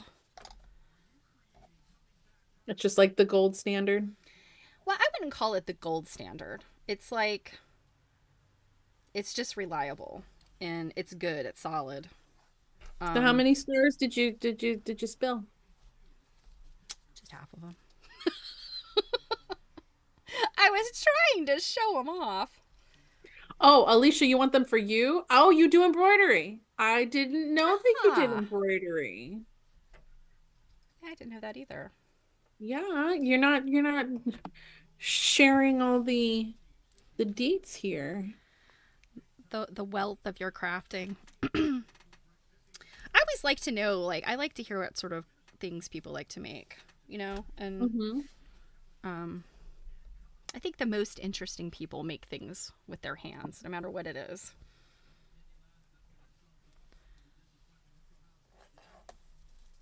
I know plenty of uninteresting people that don't have any hobbies. Well, and I don't want to. I mean, I really hate to like disparage people, but I like if I have not been bored since I was a child. Okay, like I cannot understand boredom. I have surrounded myself with art supplies and crafting supplies and books. I mean, all my life, and my mother is responsible for that, and my grandmother. Um, I never in my life have had a chance to get bored because, if I don't want to be doing the thing I'm doing, and I have the flexibility to not do it, I have a million things I can move to. And I mean, I Mhm. think I think to be an interesting person and to have a fulfilling life, in my opinion, it's just my opinion, is like you need to have hobbies. You need to have things to do, things to work on. Which That in turn make it so that you have things to talk about. Yeah, and that's a Dr. Dunton thing, of course. That's the occupational therapy creed was that every person should have an occupation, and that's by occupation they mean something productive. Not necessarily a job, but something productive, and that you should have one hobby and one indoor hobby, one outdoor hobby, and especially if you have a boring job.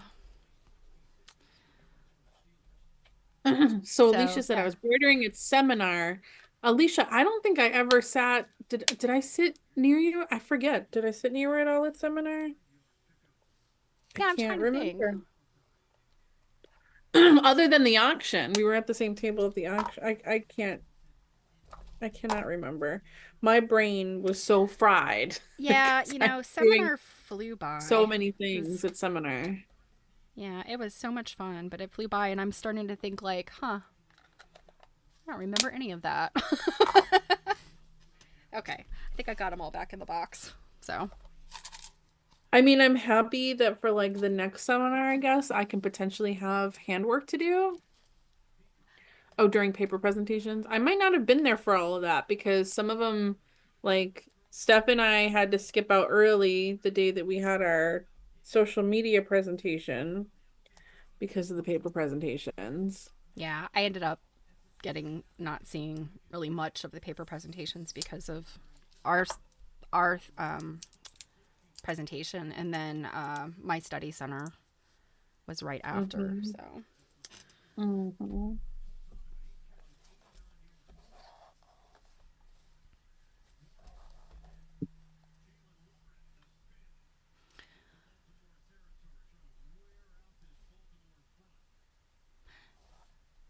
yeah, yeah. I mean, that's the thing. You always have some. You should always have something to do. And I mean, and of course, I'm partial to sewing, particularly because hand sewing is portable. But um,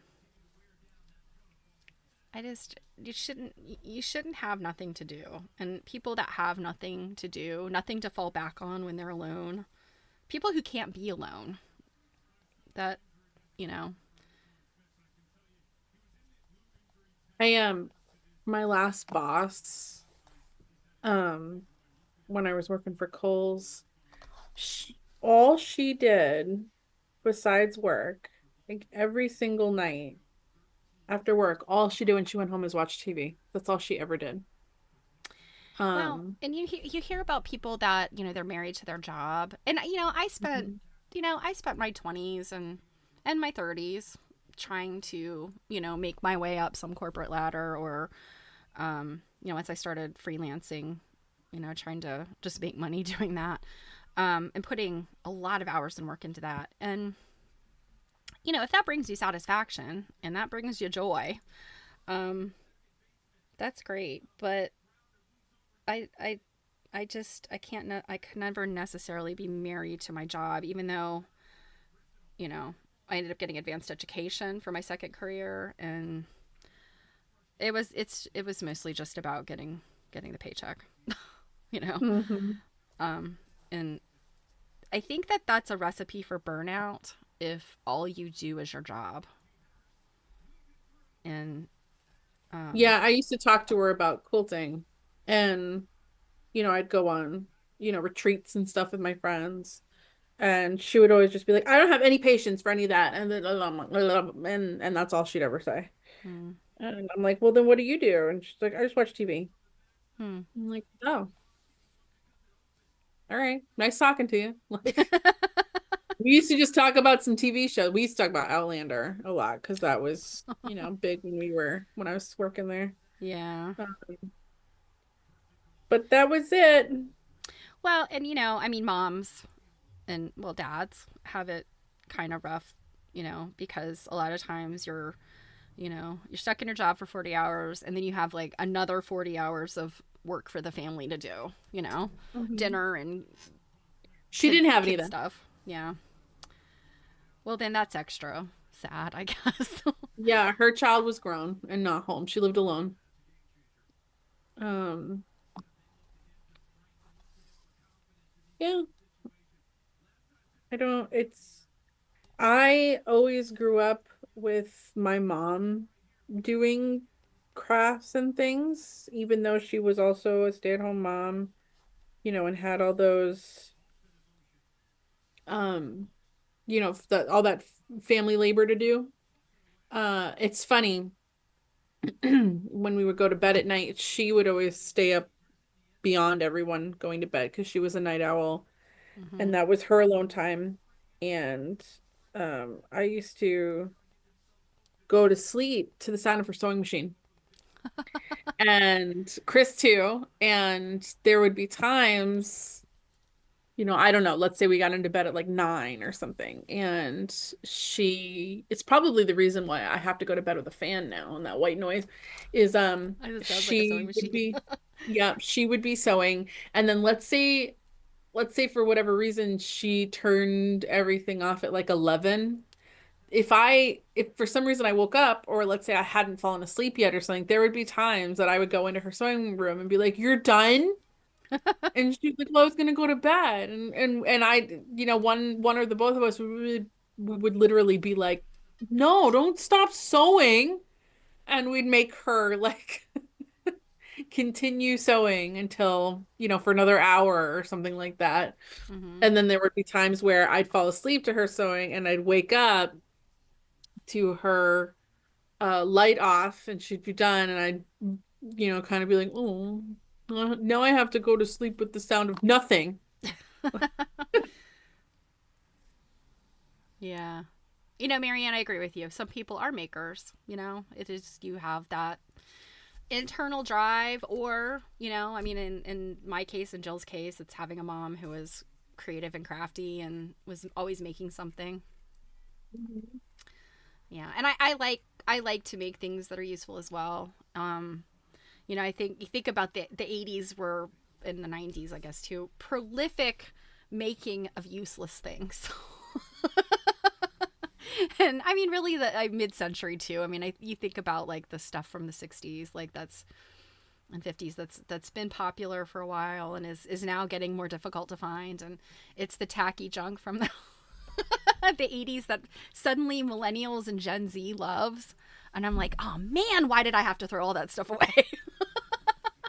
I could be making a mint with like cottage core or something. Um, but I love to make a useful thing. And yes, if it's beautiful, that's the gravy.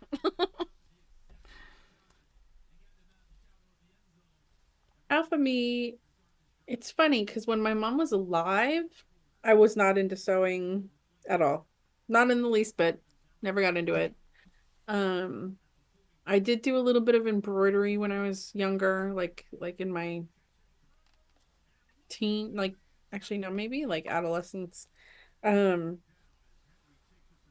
I did get into like scrapbooking for a half a minute, and when I say that, I mean like I got really into buying all the shit for it and then just like didn't do much of anything else. I didn't get into sewing until she died, and I feel like I wonder if some of that now is like making sure I keep that comfort in my life that her sewing when I was a kid provided.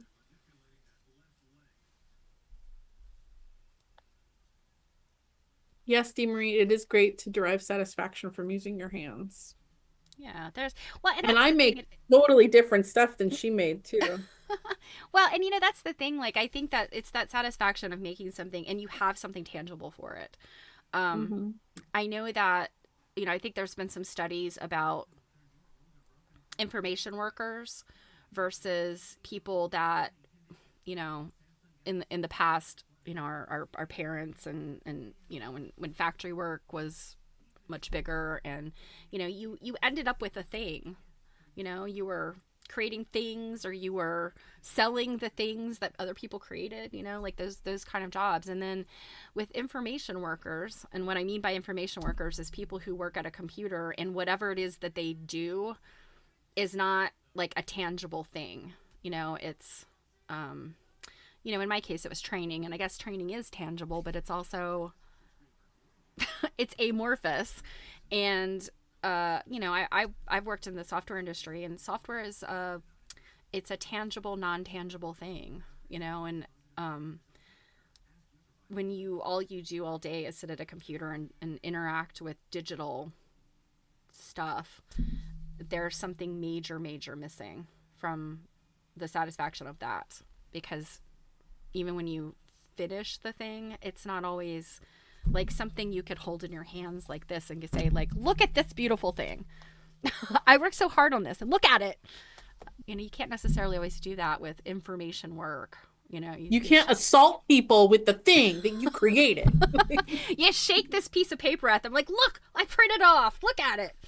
It's just not the same kind of satisfaction. And like, sew on a button, you're like, I sewed on this button, right? There's a tangible aspect to it. um yeah.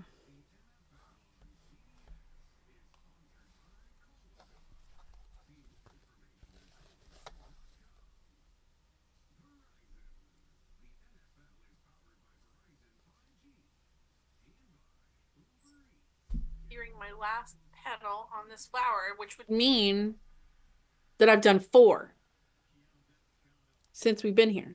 Oh, you're getting much faster.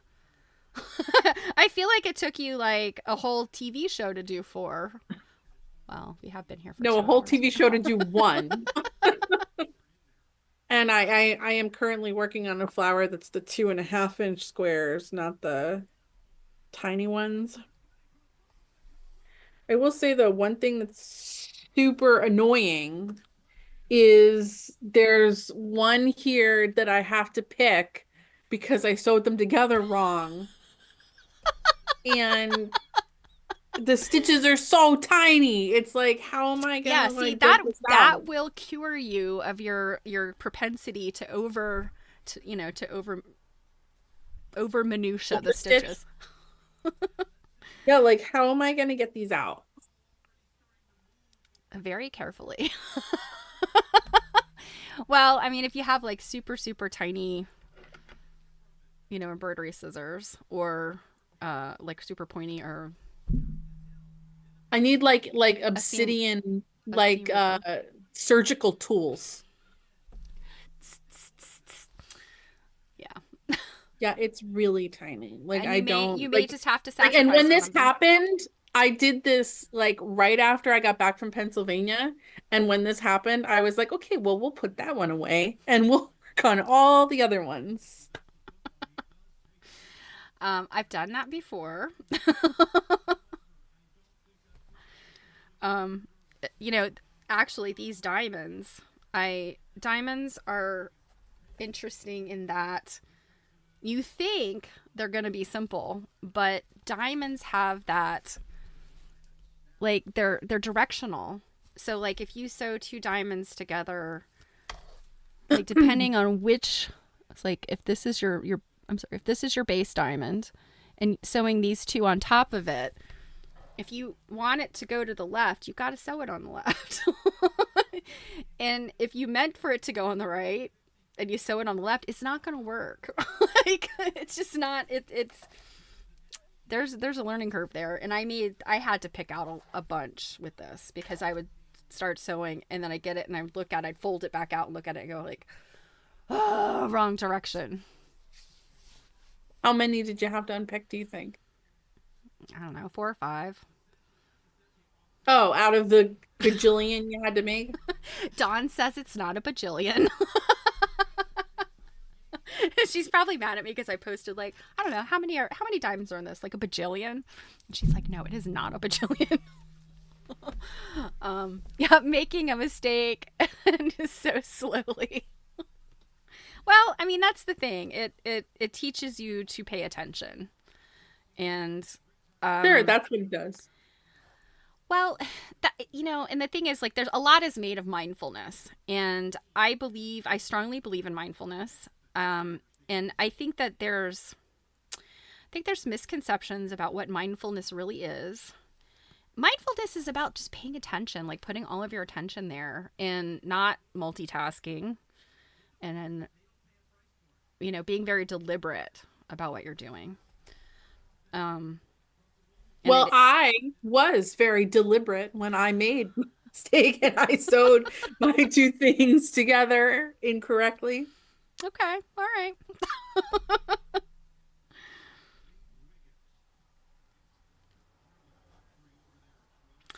But I think what I never really finished saying, Marianne, and I know you're not a hand person, but hand sewing for me is about it's the journey, not necessarily the outcome. Um, because like my knitting, like I said, I've only finished like I mean I've made socks and stuff. Like I've knitted socks and I've knitted like those purses I was making and stuff. Like, I've done that stuff, but an actual, sweater or garment or something, a scarf. I think I have one little scarf. I've just never finished anything because the knitting process for me is so relaxing. And I get frustrated if I'm like, it has to be a thing. And so one day I was just like, I'm just going to knit and then tear it out and then knit it again. And this thing, I'm not knitting a pattern. I'm just knitting, like just knitting. No, but I was gonna say like even if you just like were mindlessly knitting, after a while you'd at least end up with an Afghan, Yeah. So like Well, that's why I'm like, were you knitting like squares? Were you like because yeah. otherwise It's like you'd end up with something big. yeah, just a swatch kind of thing. Well, I'm not a super fast knitter, so no, I never ended up with anything that big.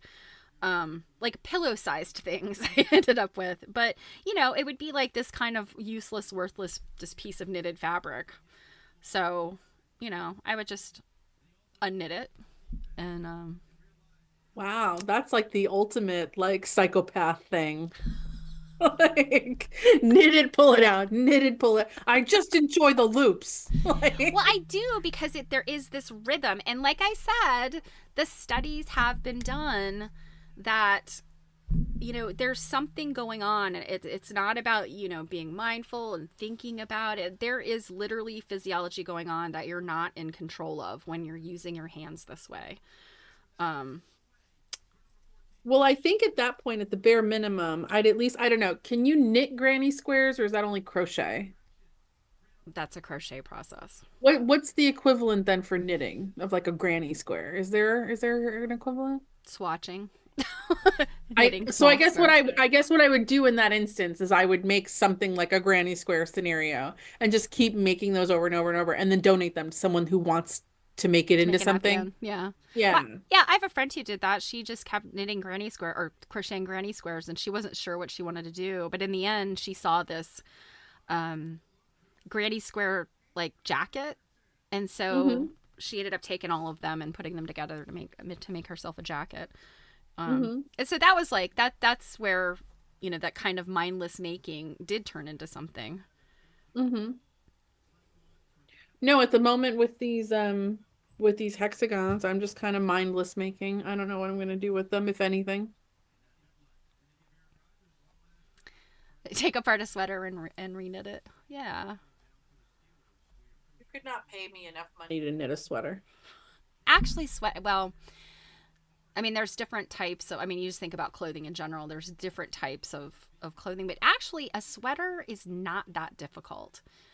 It's easy. I would say a sweater is, I mean, it takes longer, obviously, but a sweater is easier to knit than a shirt is to sew, in my opinion.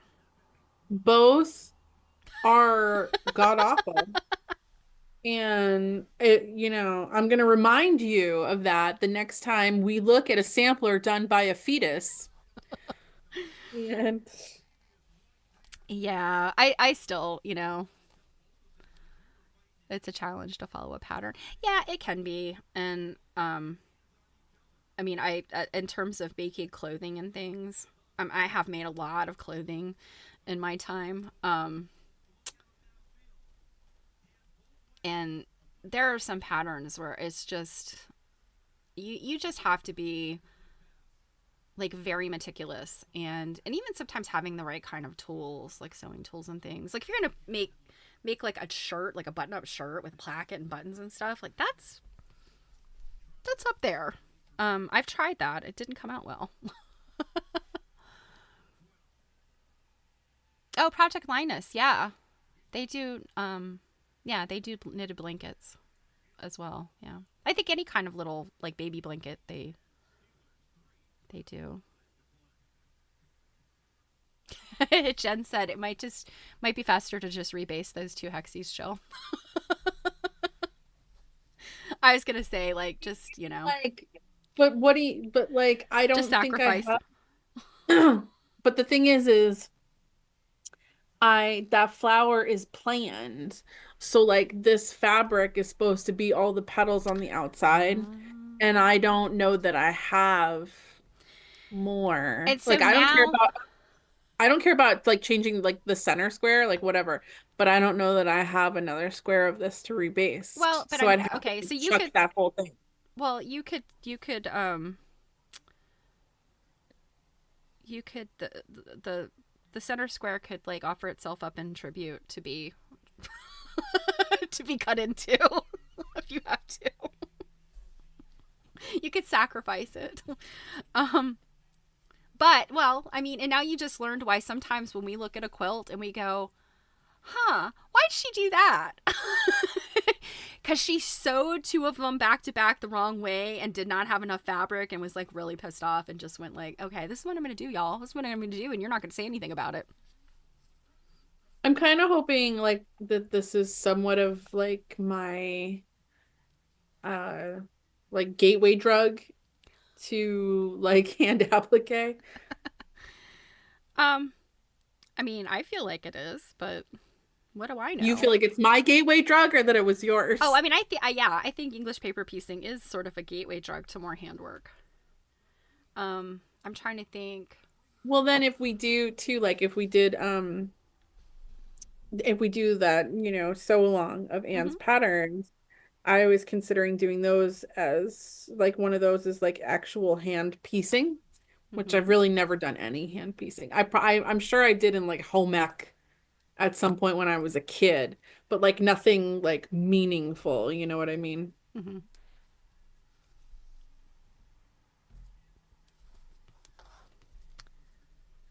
I do have to say, hand piecing. There are aspects of hand piecing I think that are very, very freeing if you've only done machine piecing. The fact that you can fudge things a little bit when you hand piece, like if something doesn't quite meet up the way they're supposed to, you kind of give a little stretch. You put a little tweak in there, you kind of ease. That's the beauty of hand piecing. But I'm trying to think. I think that my interest in English paper piecing came from some attempts at hand piecing that did not go very well. And I'm trying to think if somebody recommended English paper piecing to me or not. I don't remember. But I think it was the kind of the thing like, okay, if you do this, Your points are always going to match. Like you could force the little templates to make things match up. And it was satisfying, you know? Like once I got the hang of it, it works out. It looks good, right? Yes, sure, maybe. So it's funny, we've been here 2 hours now. We've sustained um a number of watchers. Um, we fluctuated a little bit, but not by much. So like Steph and I have been talking about kind of things we wanted to do, in addition to change, whatever. For streaming into 2025. Is this something we should be doing more often? Do you guys kind of like this fast and loose, Yeah, and you just guys kind of like to, hang, yeah, get together and just, shoot the breeze, anything goes?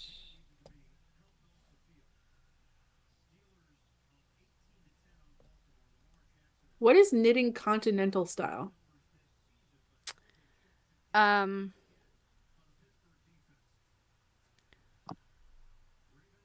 so continental style is picking, right?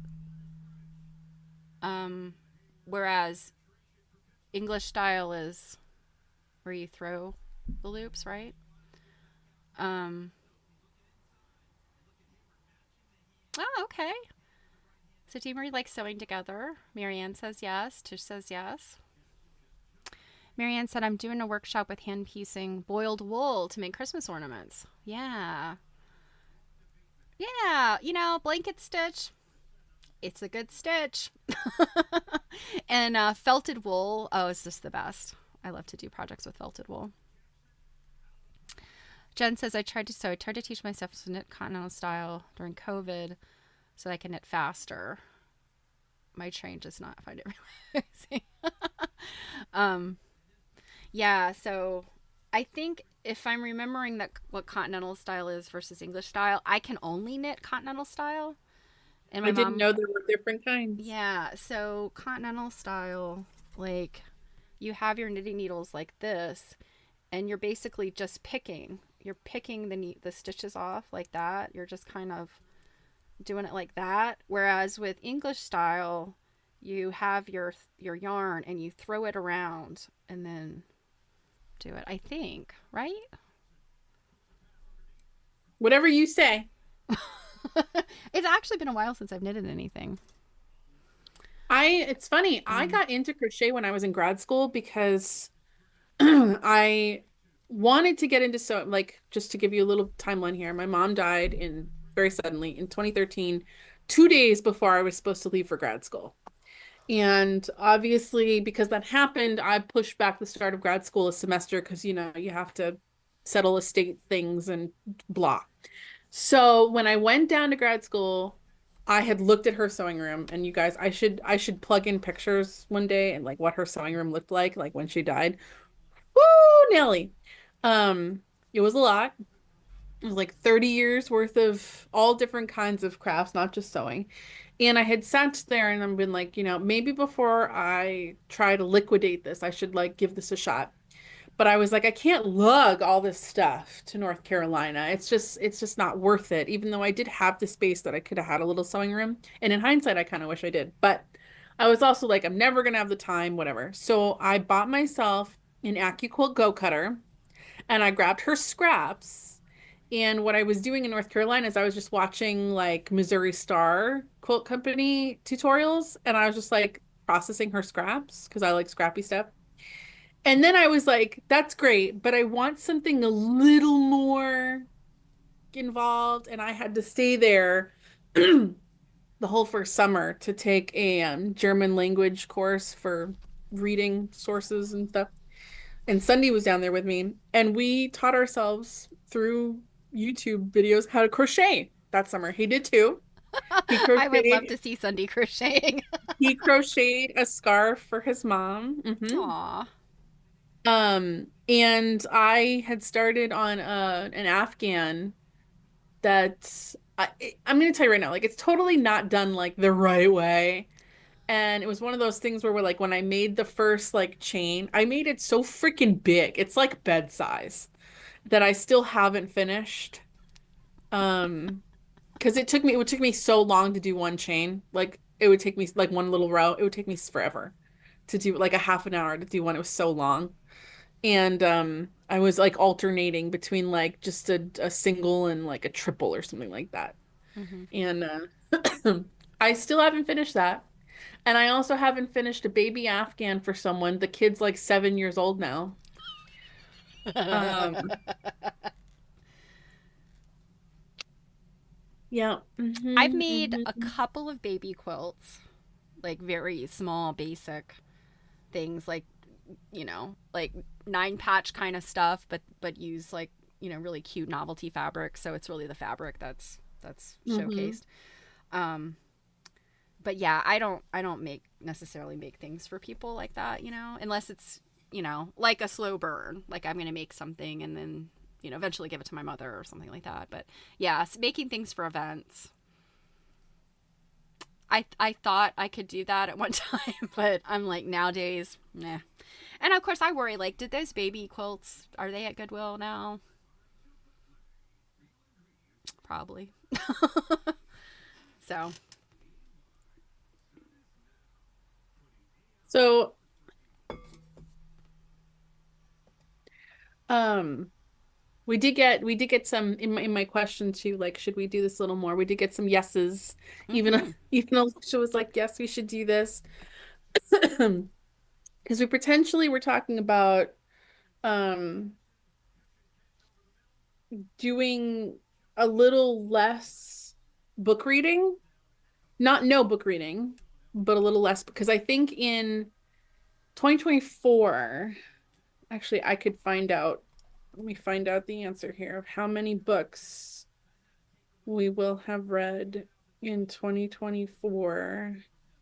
Um, well, in the last year, because we're at, let's see, one, two, three, four.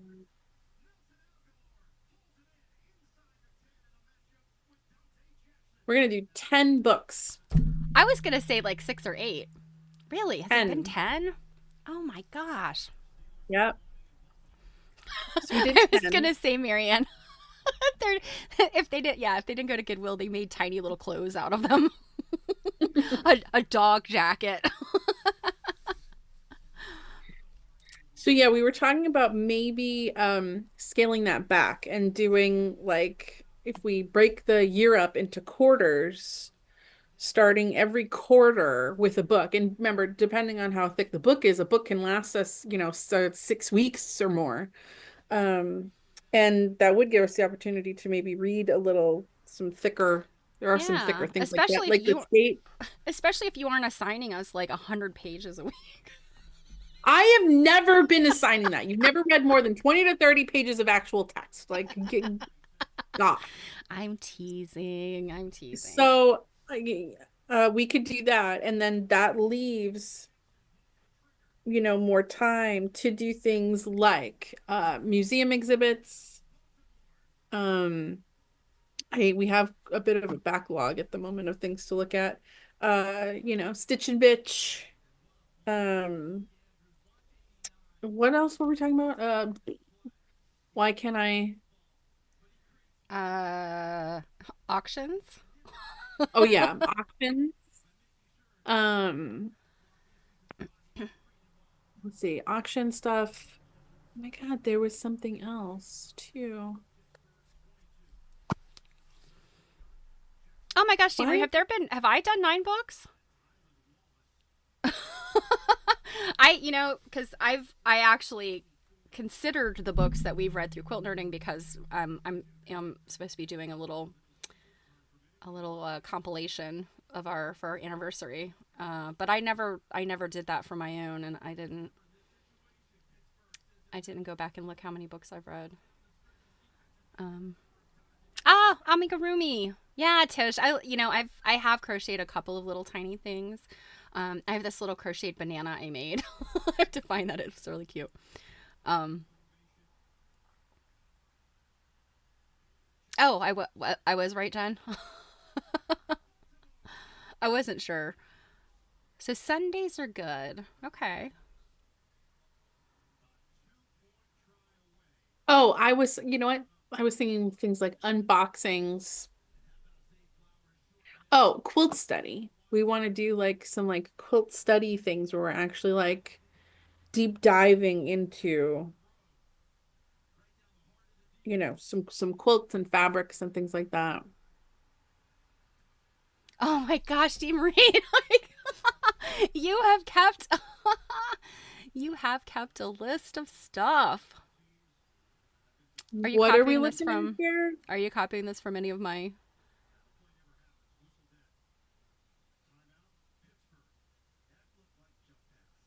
Yeah, I'm trying to see the stuff that Hi, I've. Jan. These are books. Okay, yeah, these are books I've talked about, or read excerpts from, or yeah. Hi, Jan. I didn't know you were here. Robin likes Sunday chats.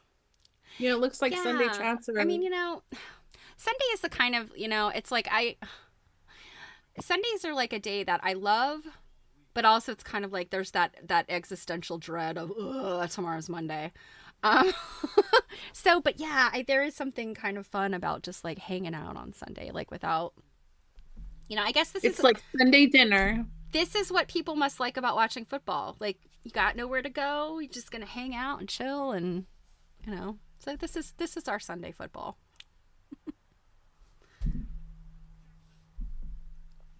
Wow. It was You October. feel You so made a list. accomplished. Marie, we were just talking the other day about like having read together, and that's together. That doesn't include stuff which you've read yourself on your stream. Mm-hmm. But I would have never read Yeah.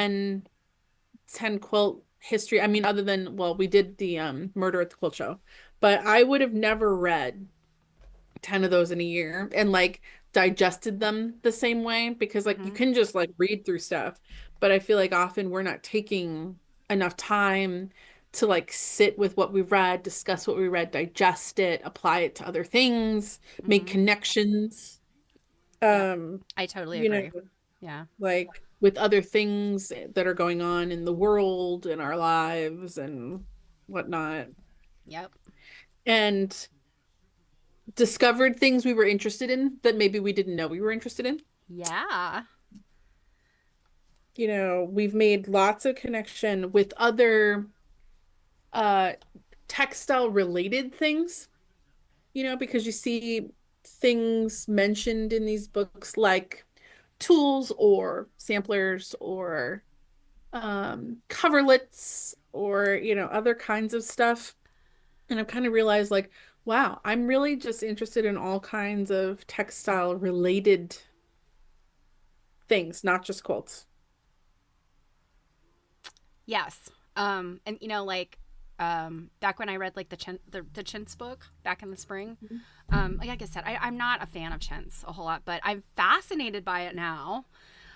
Because of when I was at the zebra retreat, I learned more about chintz from Mary Kay Waldvogel, and then when that book was recommended to me, and I was like, all right, so we're gonna read this, and it turned out to be so good. And in fact, if y'all remember the Chinsult, and I can't remember the details of it. I think I made a reel or a story about it, but it was like, MacGyver Percival. He could throw out a real Chinsult. But I agree, Marie. Legacy and Lady of Godey's definitely have been my favorites. Legacy, of course, was very sad, but so endearing. I mean, I just like Tallulah. I love her, and Nancy Liu. I wish I could have had a chance to meet her. She sounded like such an interesting lady, and I'm grateful that Mary Kay. Mary Kay is the reason why we read that book, because I didn't even know anything about the book. I'd never heard of it. I'll be So right back. My doggy has to go tinkle. yeah, so um, Where in the world would remember the name MacGyver Percival? I know, and he's somebody like every time I would go live, I would be like, I have been trying to find something about MacGyver, and all I can find about him is that he was, he wrote books about stuff like chintz and Hepplewhite furniture and junk like that. I think he was like he was an antiques guy, but so fascinating. But yeah, Lady of Godies, and I guess we're on the last. Is it the last chapter? I think I have like one more chapter to go. Sarah Josepha Hale. I mean, I keep saying it over and over again how fascinating she was, and just all the things she did, and all of the writing she left behind. Yeah, absolutely. We need to get the word out about her.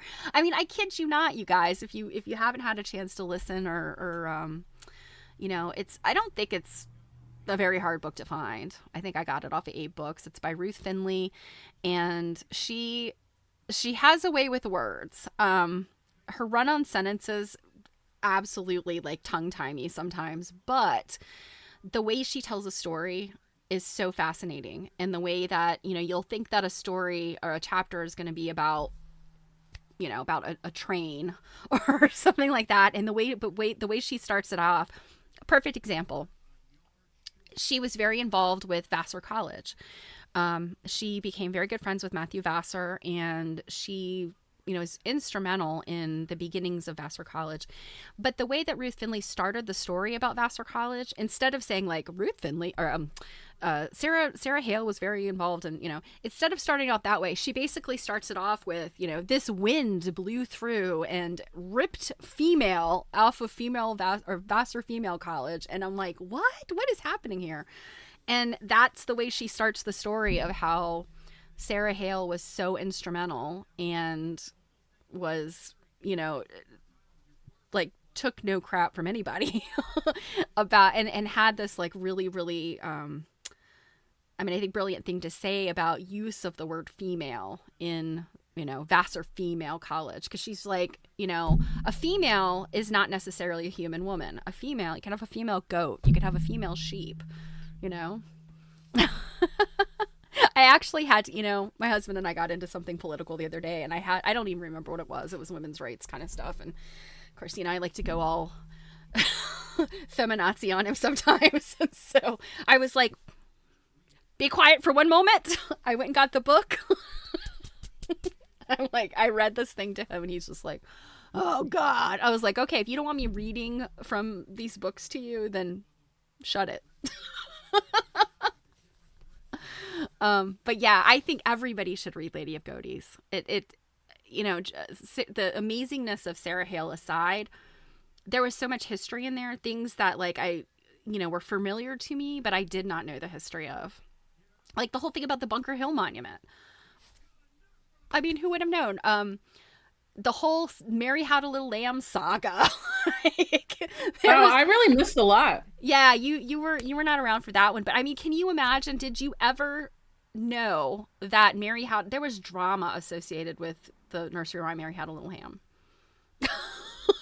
Well, there's a woman that claims not only is she the Mary, and it was her lamb, but that Sarah Hale did not write the poem. This kid in her school wrote the poem. And it was like, how would Sarah Hale have been able to verbatim get the words of this poem in, I can't remember, was it 1830 something, 1840 something, and have published this little poem? Like, it's impossible. Now, today she took screenshots. Yeah, she took screenshots. Yeah, I mean, that's the thing. Like, that is not possible back then. It's one thing if she had, like, maybe gone to school with the guy or knew him or was related to him, but she wasn't. He was in some other part of the country, and it was like there was no way that she could have crossed paths with him. And she had a publication date for this poem. And so that was so interesting. And I was like, who knew that there was this, this kind of drama about Mary Had a Little Lamb? And Thanksgiving. I mean, speaking of Thanksgiving coming up, we would not have Thanksgiving when we have Thanksgiving if it wasn't for Sarah Hale. And I had no idea. Yeah, she lobbied Congress for like 17 years to get Thanksgiving made into a national holiday. Oh. Yeah, so before Sarah Hale, there were different communities would celebrate a Thanksgiving, and Mhm. like Canada has their Thanksgiving is in October, and and Thanksgivings are kind of all around the harvest, right? And so Mhm. that's what the American Thanksgiving became, was that we're going to celebrate the harvest, and different areas in the country were like, well, this is when our harvest is done. And so these little communities would celebrate at different times. And I think it was 17 years, she lobbied Congress, she lobbied governors, she went after anybody who would listen to say, we need this, national date of. I wonder if Martha Stewart knows about Sarah. I would not be surprised. Um, Martha Stewart has probably modeled herself around Sarah Hale. But yeah, so finally, Lincoln is the one that made like the executive order to create a, Thanksgiving the last Thursday of November. Oh. Yep. Shows Sarah you where I Hale. am in my Thanksgiving history. What did you say? I said, shows you where I am on my Oh, Thanksgiving where your history. Thanksgiving history. Yeah, okay. I'll bet Martha Stewart never read Lady of Godey's. Well, that's the thing. Like, I wonder how many people know about the book. Um, yes, Marianne. Sarah Hale wrote "Mary Had a Little Lamb," and there are 3 verses to it. Did you know that? I feel like I've heard the second verse before, but the third verse was completely foreign to me. Is it because it's like considered like scandalous to No, today's it's just standards? Or long. It's just a long. I can read it to you if you're. I mean, if you guys are feeling up for it. Let's see. Oh, you know what? We're not finished with this chapter yet.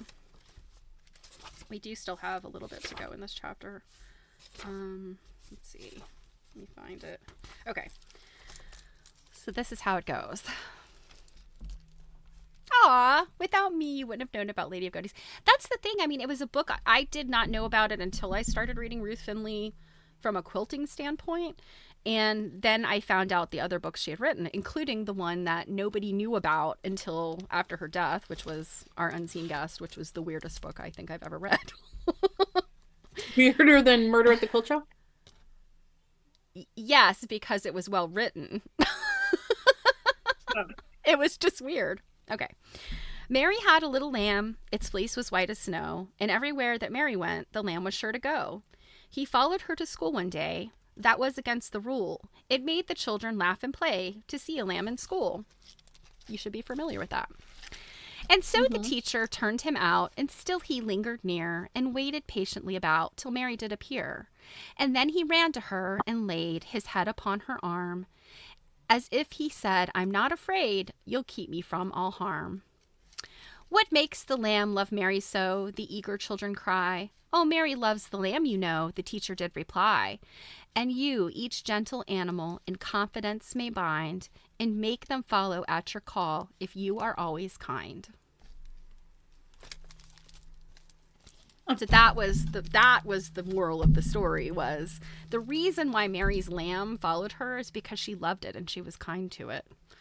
And so these little poems that Sarah Hale wrote, I mean, she literally published like a book of things for children, and that was the point, to teach children these kind of little lessons. Um, so Robbins, I remember hearing about Lady of Godey's from a book or two you had read eons ago. Yeah, and it's one of those things, like I'd heard of Godey's Lady's book. I knew I'd heard of Sarah Hale's name, but yeah, it's just like a lesser known. She's lesser known. Can I say something totally random? Sure. If you like Reese's peanut butter cups, these Reese's mini cups are really good. And they're not near as much of a commitment as a whole Reese's cup. Just FYI. They are delicious. Alas, I'm allergic to peanut butter. Even this like crappy fake stuff? It's still peanuts. Is it? I Mm, assumed it was not. yeah, they're still I peanuts. assumed it was just called peanuts. Oh, quite appropriate. Your dearest friend is a midwife for her goat today. Aw. Wait a minute, Korean spare ribs. Wait a minute, what did I miss?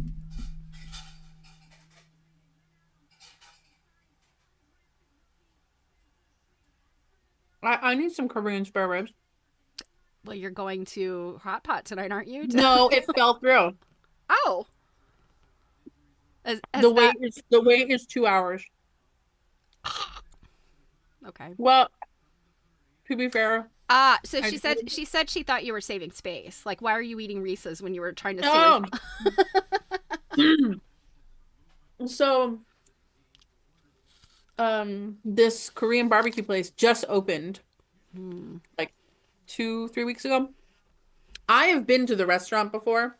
Just this new location opened that's close. It's yay because before it was like over an hour to get there. Um, and we went the other day on a Thursday for my brother's birthday dinner finally because it had been put off. His birthday was October 27th and it kept getting put off by unpleasant things. So, um, he is over in that area right now with some friends, and he was like, "Oh, I'm gonna take them over there later on if you want to meet us over there for dinner." And I'm like, "Okay." And then I had said to him hours ago, like noon, I was like, you might want to try to like put a name in for a reservation because it's Sunday Mm-hmm. and the place is a novelty. Mm-hmm. It's also insanely good. Um, so of But course this, he didn't. yeah, I was gonna say, but this is your brother we're talking about, so we know Yeah. what happened. So at 4 o'clock, originally he said like maybe they would think about going around like 5:30. So at 4 o'clock, he was texting me and he says like, we might end up going somewhere else. And I was like, why? And he's like, well, I just put our name in and it's a 2 hour wait.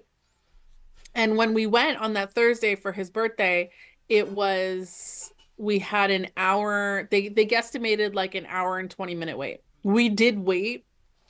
Um, but he's like, my friends don't want to wait that long, so they're looking for alternatives. And like they picked somewhere else nearby that is also very good, but I was like, have fun. But yeah, I was like, yeah, it's Sunday. It's gonna be for me, the time you want to go to a restaurant that's usually insane is you want to go on a Monday or you want to go on a Tuesday, maybe a Wednesday. Yeah. Mondays are the deadest restaurant day of the week. And then what you want to do is you want to try to beat the oldest couple in town to the early bird dinner. And that's Sunday and I have figured out like that's how we get into all these places we really, really like before it gets insane and you have to wait forever. So, I but have to my brother, say, I have learned to love the early bird. yep. And the thing is that even if you're like, well, I'm not really that hungry, like, fine, go order a full dinner and then bring the rest home with you and eat it later. And then you Mm-hmm. don't have to go out again. Mm-hmm. So, but yeah, so I won't be having Oh, thanks, my, Marianne. It's so good. It was so good to see you. yeah, I'm so glad you finally got in. Yeah, the thing about the early bird, because I'm a night owl, and so sometimes I'll just skip lunch because it's like I'm too busy. Mhm. And yeah, so an early bird dinner for me is almost like lunch. It's like a late lunch. So yeah, Alicia, you're Alicia, saying you're all for dinner at 5? That's not even early. I'm talking like 4:30. yeah.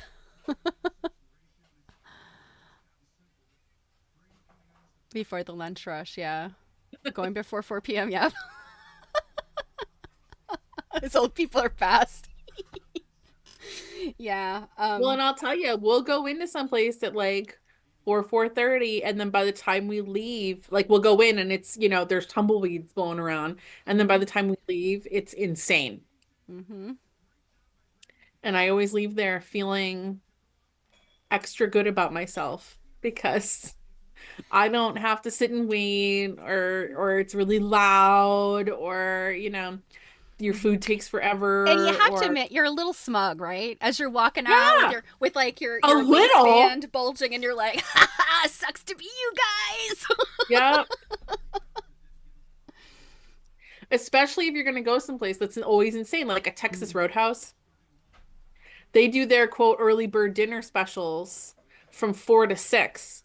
I'm getting in there right when it hits like 4 o'clock. I need to get that fried chicken and those biscuits like the second it comes out, not after it's been sitting under a heat lamp. The only thing that stinks is like now, like I've got to deal with, figure out dinner for myself. But no, whatever. Well, Even if it's apples and peanut butter and cheese and crackers, I'll just have girl dinner.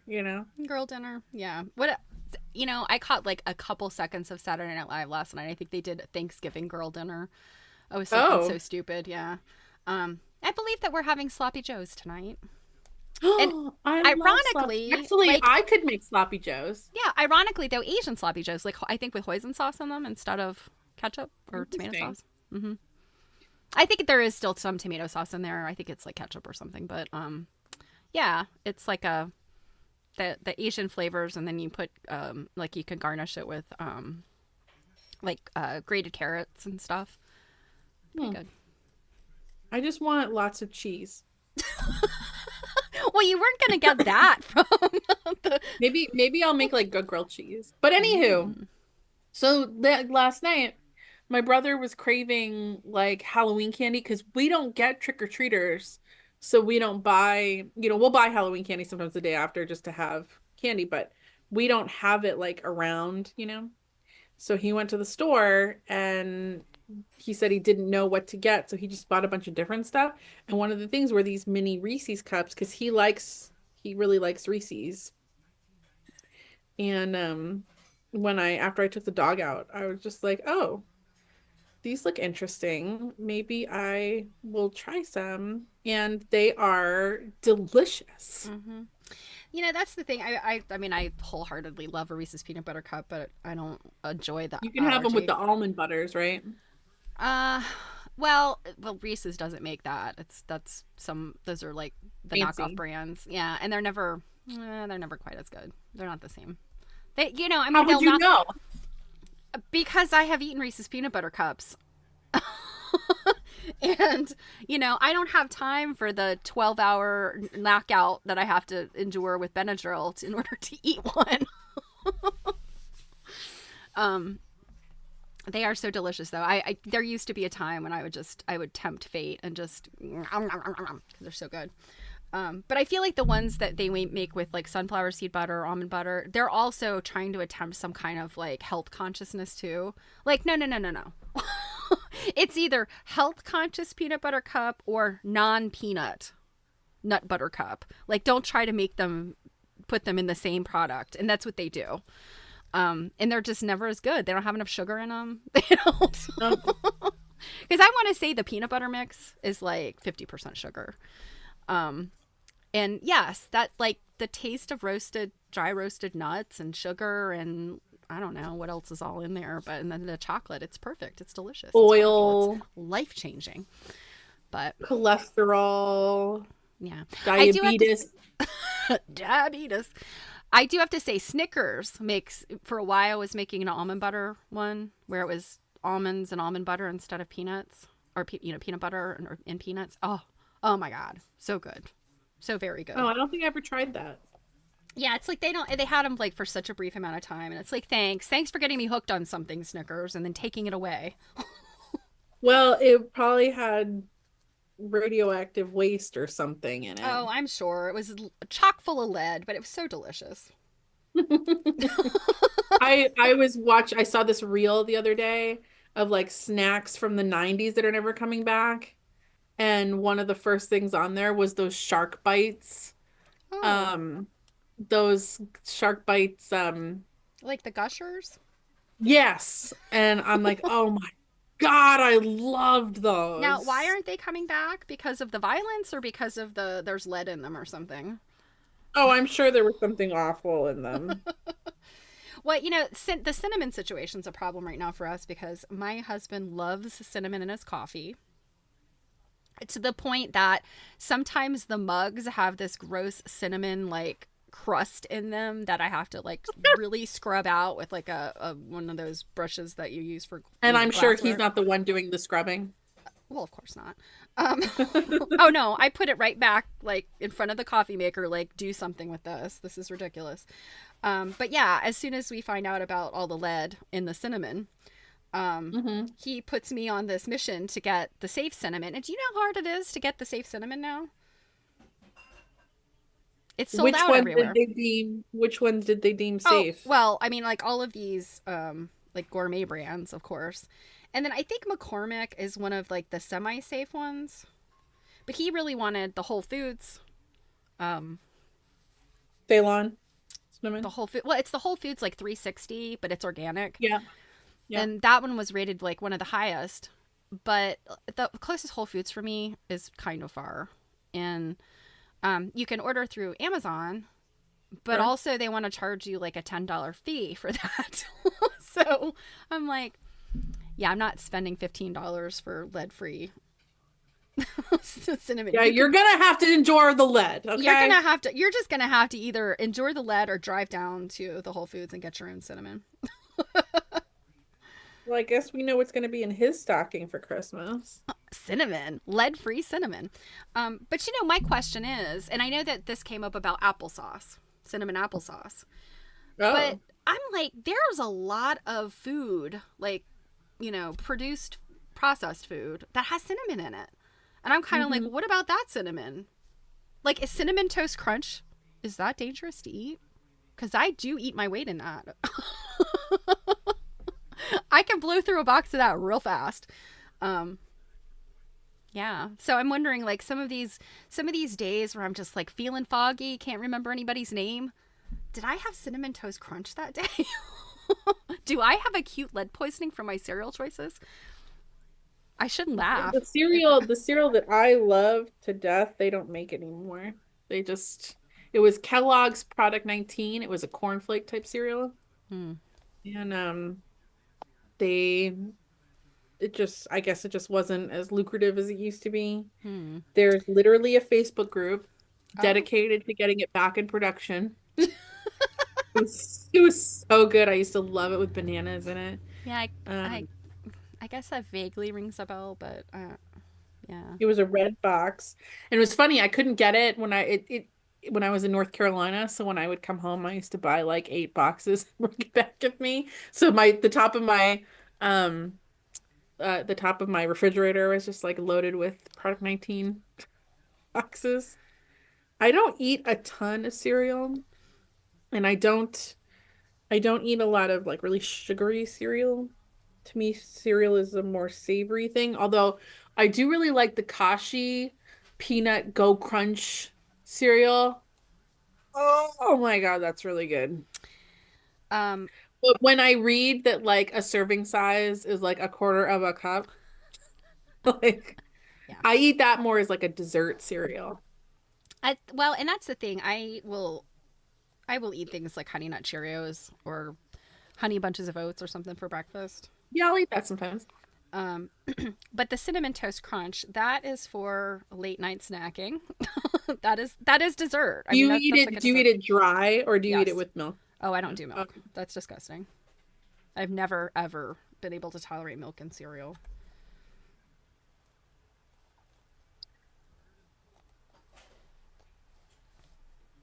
No, I like my shit with milk.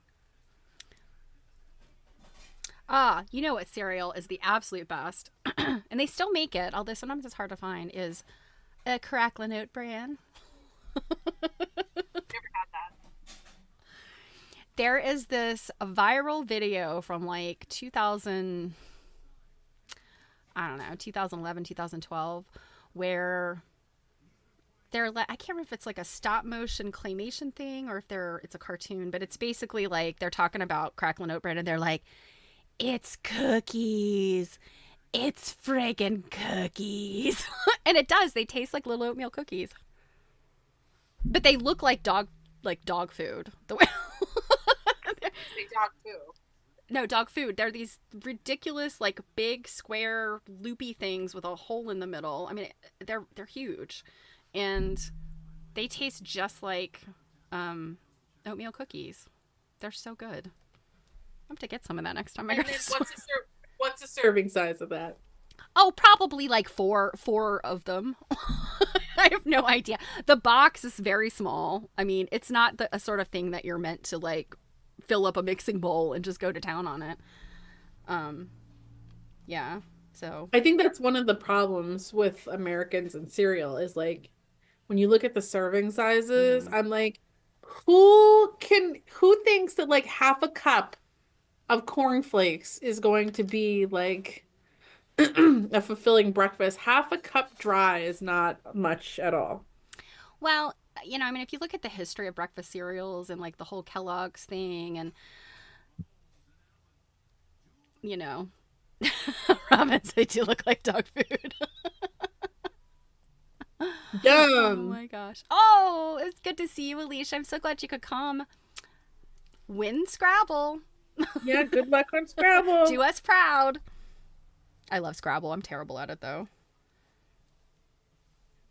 I like Boggle. I didn't know that you were a boggle aficionado. I have intermittently played Boggle on my phone a lot. Oh, dude, I love Boggle. Um, I've had a couple of jobs. I used to work in the maritime industry. I'm full of surprises. Yeah. And Were you I, a pirate? uh, practically, I worked at a seafarers academy. I would go down there. It was in Southern Maryland. I would go down there like on for the first year I would literally go down there like on a Monday and stay through Friday because I was teaching classes. And it was for the cruise industry, so it was all like customer service, hospitality type stuff. But we were at a seafarers, like a merchant mariners academy, like the Union Academy. And it Hmm. has a hotel and all that stuff. So, and then it got to the point where I was only teaching a couple days a week. So I'd go on like on Wednesday, and I'd be there for Wednesday night, Thursday night, and then like I don't know, like 3, 4 o'clock on Friday, we'd wrap up, classes, and then I'd drive back home. But Wednesday nights and Thursday nights were like, what do you do? And I would force my friends to play Boggle with me, my coworkers. I'd be like, we're gonna do Boggle tonight. I'm sorry, it's gonna happen. So we would sit in there, and they had a bar there. And as instructors, we were allowed to go to the bar. I think we could have like 2 drinks. We weren't allowed to like go close the place down or anything. But so we would sit in there and nurse our 2 beers and play Boggle. It was the best. Hmm. And my husband hates Boggle, so it's always really nice to have somebody that enjoys Boggle. I do. I had We're no pretty good idea. too. I had no idea. I also play some what I'm trying to think what it's called on my phone. Word shaker or something like that. It's not called Boggle. I do play some word games, although I will say the one game, I'm gonna have to look up the name of it, that I have um strategically played since I discovered it when I had COVID for the first time is Royal Match. I would say it's somewhat along the lines of like what's that Candy Crush kind of a game, Mm-hmm. um, but a little more sophisticated in my opinion. Mm-hmm. See, I've never played Candy Crush. I don't know how it works. So, I haven't really played it either. I've just seen other people play it, but it's like, you got to make so many matches next to each other to make them disappear. mm-hmm. But it's similar to that, but more sophisticated. But I have got I'm on level 70 million gajillion thousand in that game. Oh, Robin loves Royal Match. Yeah, see. So I play one called it's one of those grocery store ones, which I guess it's Oh, I probably the like same Words thing. with Friends too, Robin. Yeah, I Hi, used to play Kate. Words with Friends, but like I feel like a lot of the people that I yeah. Oh, Playing Kate. with. I didn't know you were here, Kate. I Oh. used to play, I got rid of a lot of the games on my phone just to make room. Yeah, I got rid of the other ones. But I used to have It's another word game, and it's like you got to find so many words in a short amount of time, kind of a thing, kind of game. Mm-hmm. Um, I forget off the top of my head, of course. Well, we should have the Quilt Nerd and Cake TV Words with Friends. Because I used to play it when I had a group of friends that played it, and now like I don't know anybody that plays it. So, but yeah, that grocery store matching when it's like you have to move the things around on shelves, and then you get the three on the shelf, and it goes. Oh, I've seen that. Yeah, it's not the exact same one they show on TV, but it's similar, and I've gotten really good at that. And I'm like when I need like a quick win, like a quick like dopamine hit, I play that game because it's like when you win, you're like, yes, I'm at level 385 expert, and I did it, and it's a beautiful thing. I used to play this one too that was like it was like a boggle, but it was like a beehive or something. And like every time you like you'd find a word, like it would fill up your honey pot. I don't remember what it was called. I did find one that I think I probably still have it installed on my phone, or though maybe I got rid of it, but it was called Cats and Soup, and they were so cute, the little cats, and they're making soup. So they're doing things like the little cat will be standing by this big soup pot and like cutting carrots or whatever. And it was so cute, and there's like this, it's really pretty, and there's nice music. And then I was like, all you do is make the cat stir soup. It's soothing, but I was like, I mean, I could just sit and listen to some soothing music and close my eyes if that's what I need, if I'm like so like nah. So I'm like, I don't think Cats and Soup is for me. I like a little bit of a challenge. The honey pot. Okay. Robin says she could Robin, remember. you're gonna have to like do a little like investigation for me to find that game.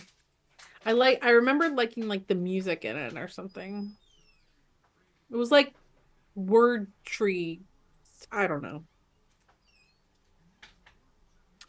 Well, yeah, I don't know. Like, how could we do Words with Friends? I mean, we don't want to like tell everybody post your post your email address. Like, don't do that. I guess email us. Email us at quiltnerding@gmail.com, and we'll figure it out if you want to play Words with Friends. I have to reinstall it. Ah, Druid likes Boggle too. And Sudoku. I've had a love-hate thing with Sudoku because I'm not great with math. And I realize that Sudoku's not like really math. It's just about making the lines add up. It's more of a strategy and I don't know, whatever, puzzling it out. So I guess I'm not that great at it sometimes. But it is sort of that idea of like you put something in and you're like, no, that's not going to work. And then you try something else. And I feel like that grocery store game is kind of like that. The next Cool Nerding get together, have a Boggle showdown. Yes. Humblebees, that's it. Thank you, Robin. Tumblebees. Okay, I've never heard of that one. It's really cute. Yeah. We can always count on the nerds in the chat to find But things. that's Guys, that's I'm really lazy. Can someone find my laundry for me and find it clean and folded and put away? yeah, there we go. It's funny when, like you just connect with a group of people, and then like the more you talk to them, you realize like how much you have in common. Hmm. Always choose the easy game. It's not fun if it. Yeah, exactly. It isn't fun if it's too hard. It's frustrating. You don't get that sense of satisfaction. That's why I love Royal Match. Yeah. Well, and that's not to bring it back to the science of all the things, but so the science of flow. Mihai Csikszentmihalyi, he put things like on an axis, and so there's challenge, and then so what is it? How hard it is? I'm trying to think how much. Oh gosh, why am I? I'm totally blanking out. But it's the kind of thing like if it's you want to have there's this, you're looking for this sweet spot of challenge. So like if something's too easy, like it's not fun. You know, it's kind of like, ooh. And then if something's too hard, you also don't have the satisfaction. It's like it's too hard. You have to find something that's challenging enough to challenge you, but without like frustrating you or being like, oh, that was easy. That, you know, that didn't challenge you. So that's part of flow also, is having that healthy challenge, you know, a little bit, tiny bit of healthy stress.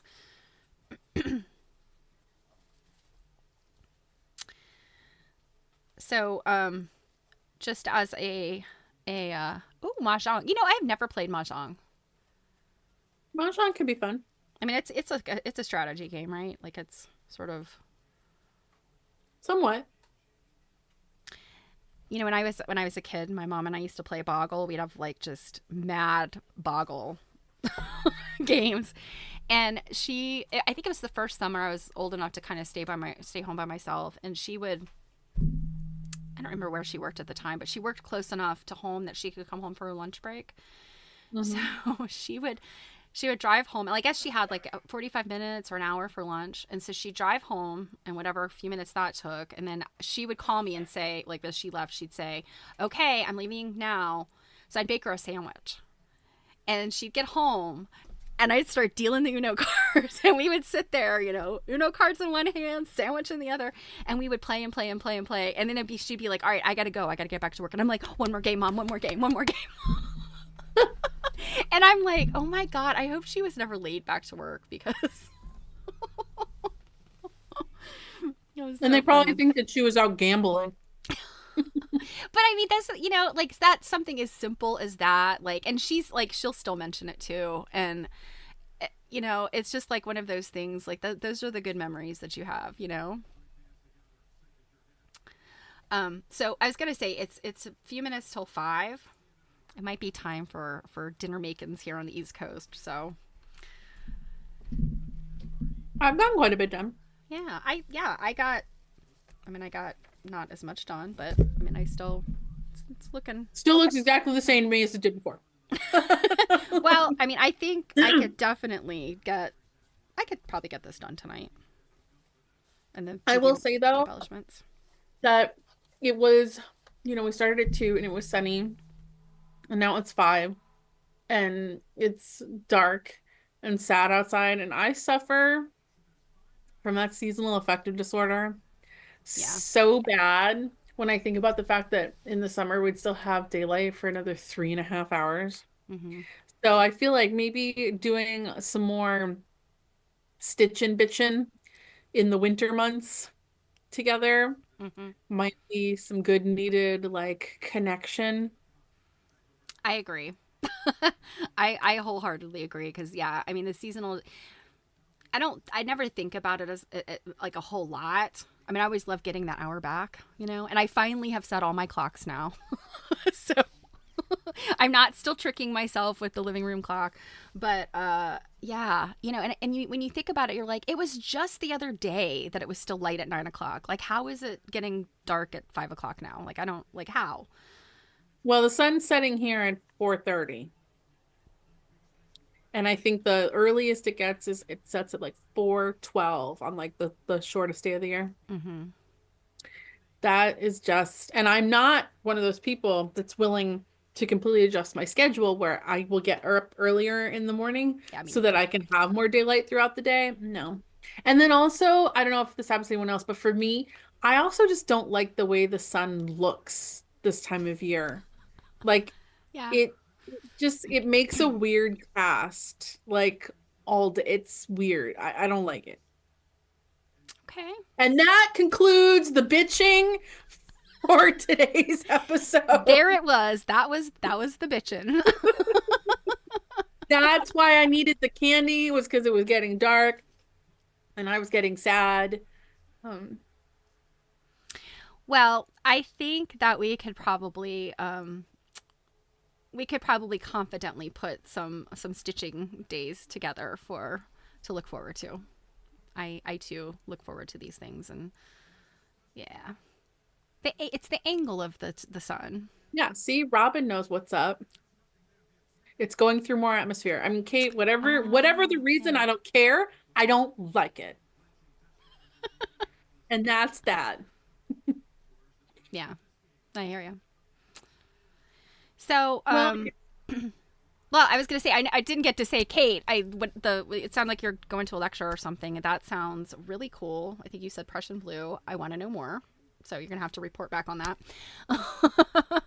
um, yeah, I mean, if you guys and this, like, I mean, if there's anything else you guys can think of that would be fun to do together, we always talk about how people seem to love to watch auctions. People love to watch mhm. us watch auctions. So Jen has been helping us find some auctions possibly to work with. So I think um, people love hearing our commentary about yeah, auction. yeah, Jill and Cake's hot takes are they're worth gold. And on that note, too, here is a puppy. Aw, Winnie, she's a cutie. She's not quite sure what to make of this. I'm gonna say hi. Look at Say that hi. face. Look at that Look at face. that face. She's a poop. Ah, local at QSG. Okay, cool.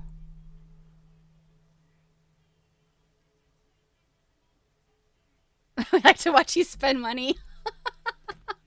Well, if that's the case, then people also need to spend money and buy stuff from me so I can perpetuate the cycle of things. That is how that works. Hmm. Hmm. Well, guys, it has been fun.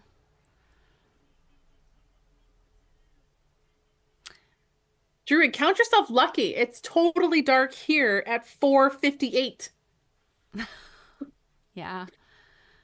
It's odd when you really think about because my husband he's a park manager, and so all of the areas of the park have the sign up that says open until sunset, and people think sunset is when it's dark, and it's like, no, sunset is when the sun starts going. Yeah, And when it's below the horizon. yes, when it gets below the horizon, and that does happen really early. And it's funny. I Mhm. heard somebody saying, you know, uh, what was it? Daylight saving times. This is stupid. It's getting dark at like 4 o'clock. And it's like, wait a minute. No, daylight savings time is what we do in the summer. This is what it's really like. Yeah, I want to go back to the summer thing and just keep that all year because then at least it wouldn't get dark till 5 Yeah. and then not totally dark till like that's a little bit better, but Yeah. yeah, Robin totally dark at 5. Totally. So I guess we'll Thanks, end on that Jan. depressing note. Yeah, I'm glad. I'm glad that you had fun. So I guess us having absolutely no agenda, doing crazy stuff, stupid stuff that, well, I mean, that doesn't really work.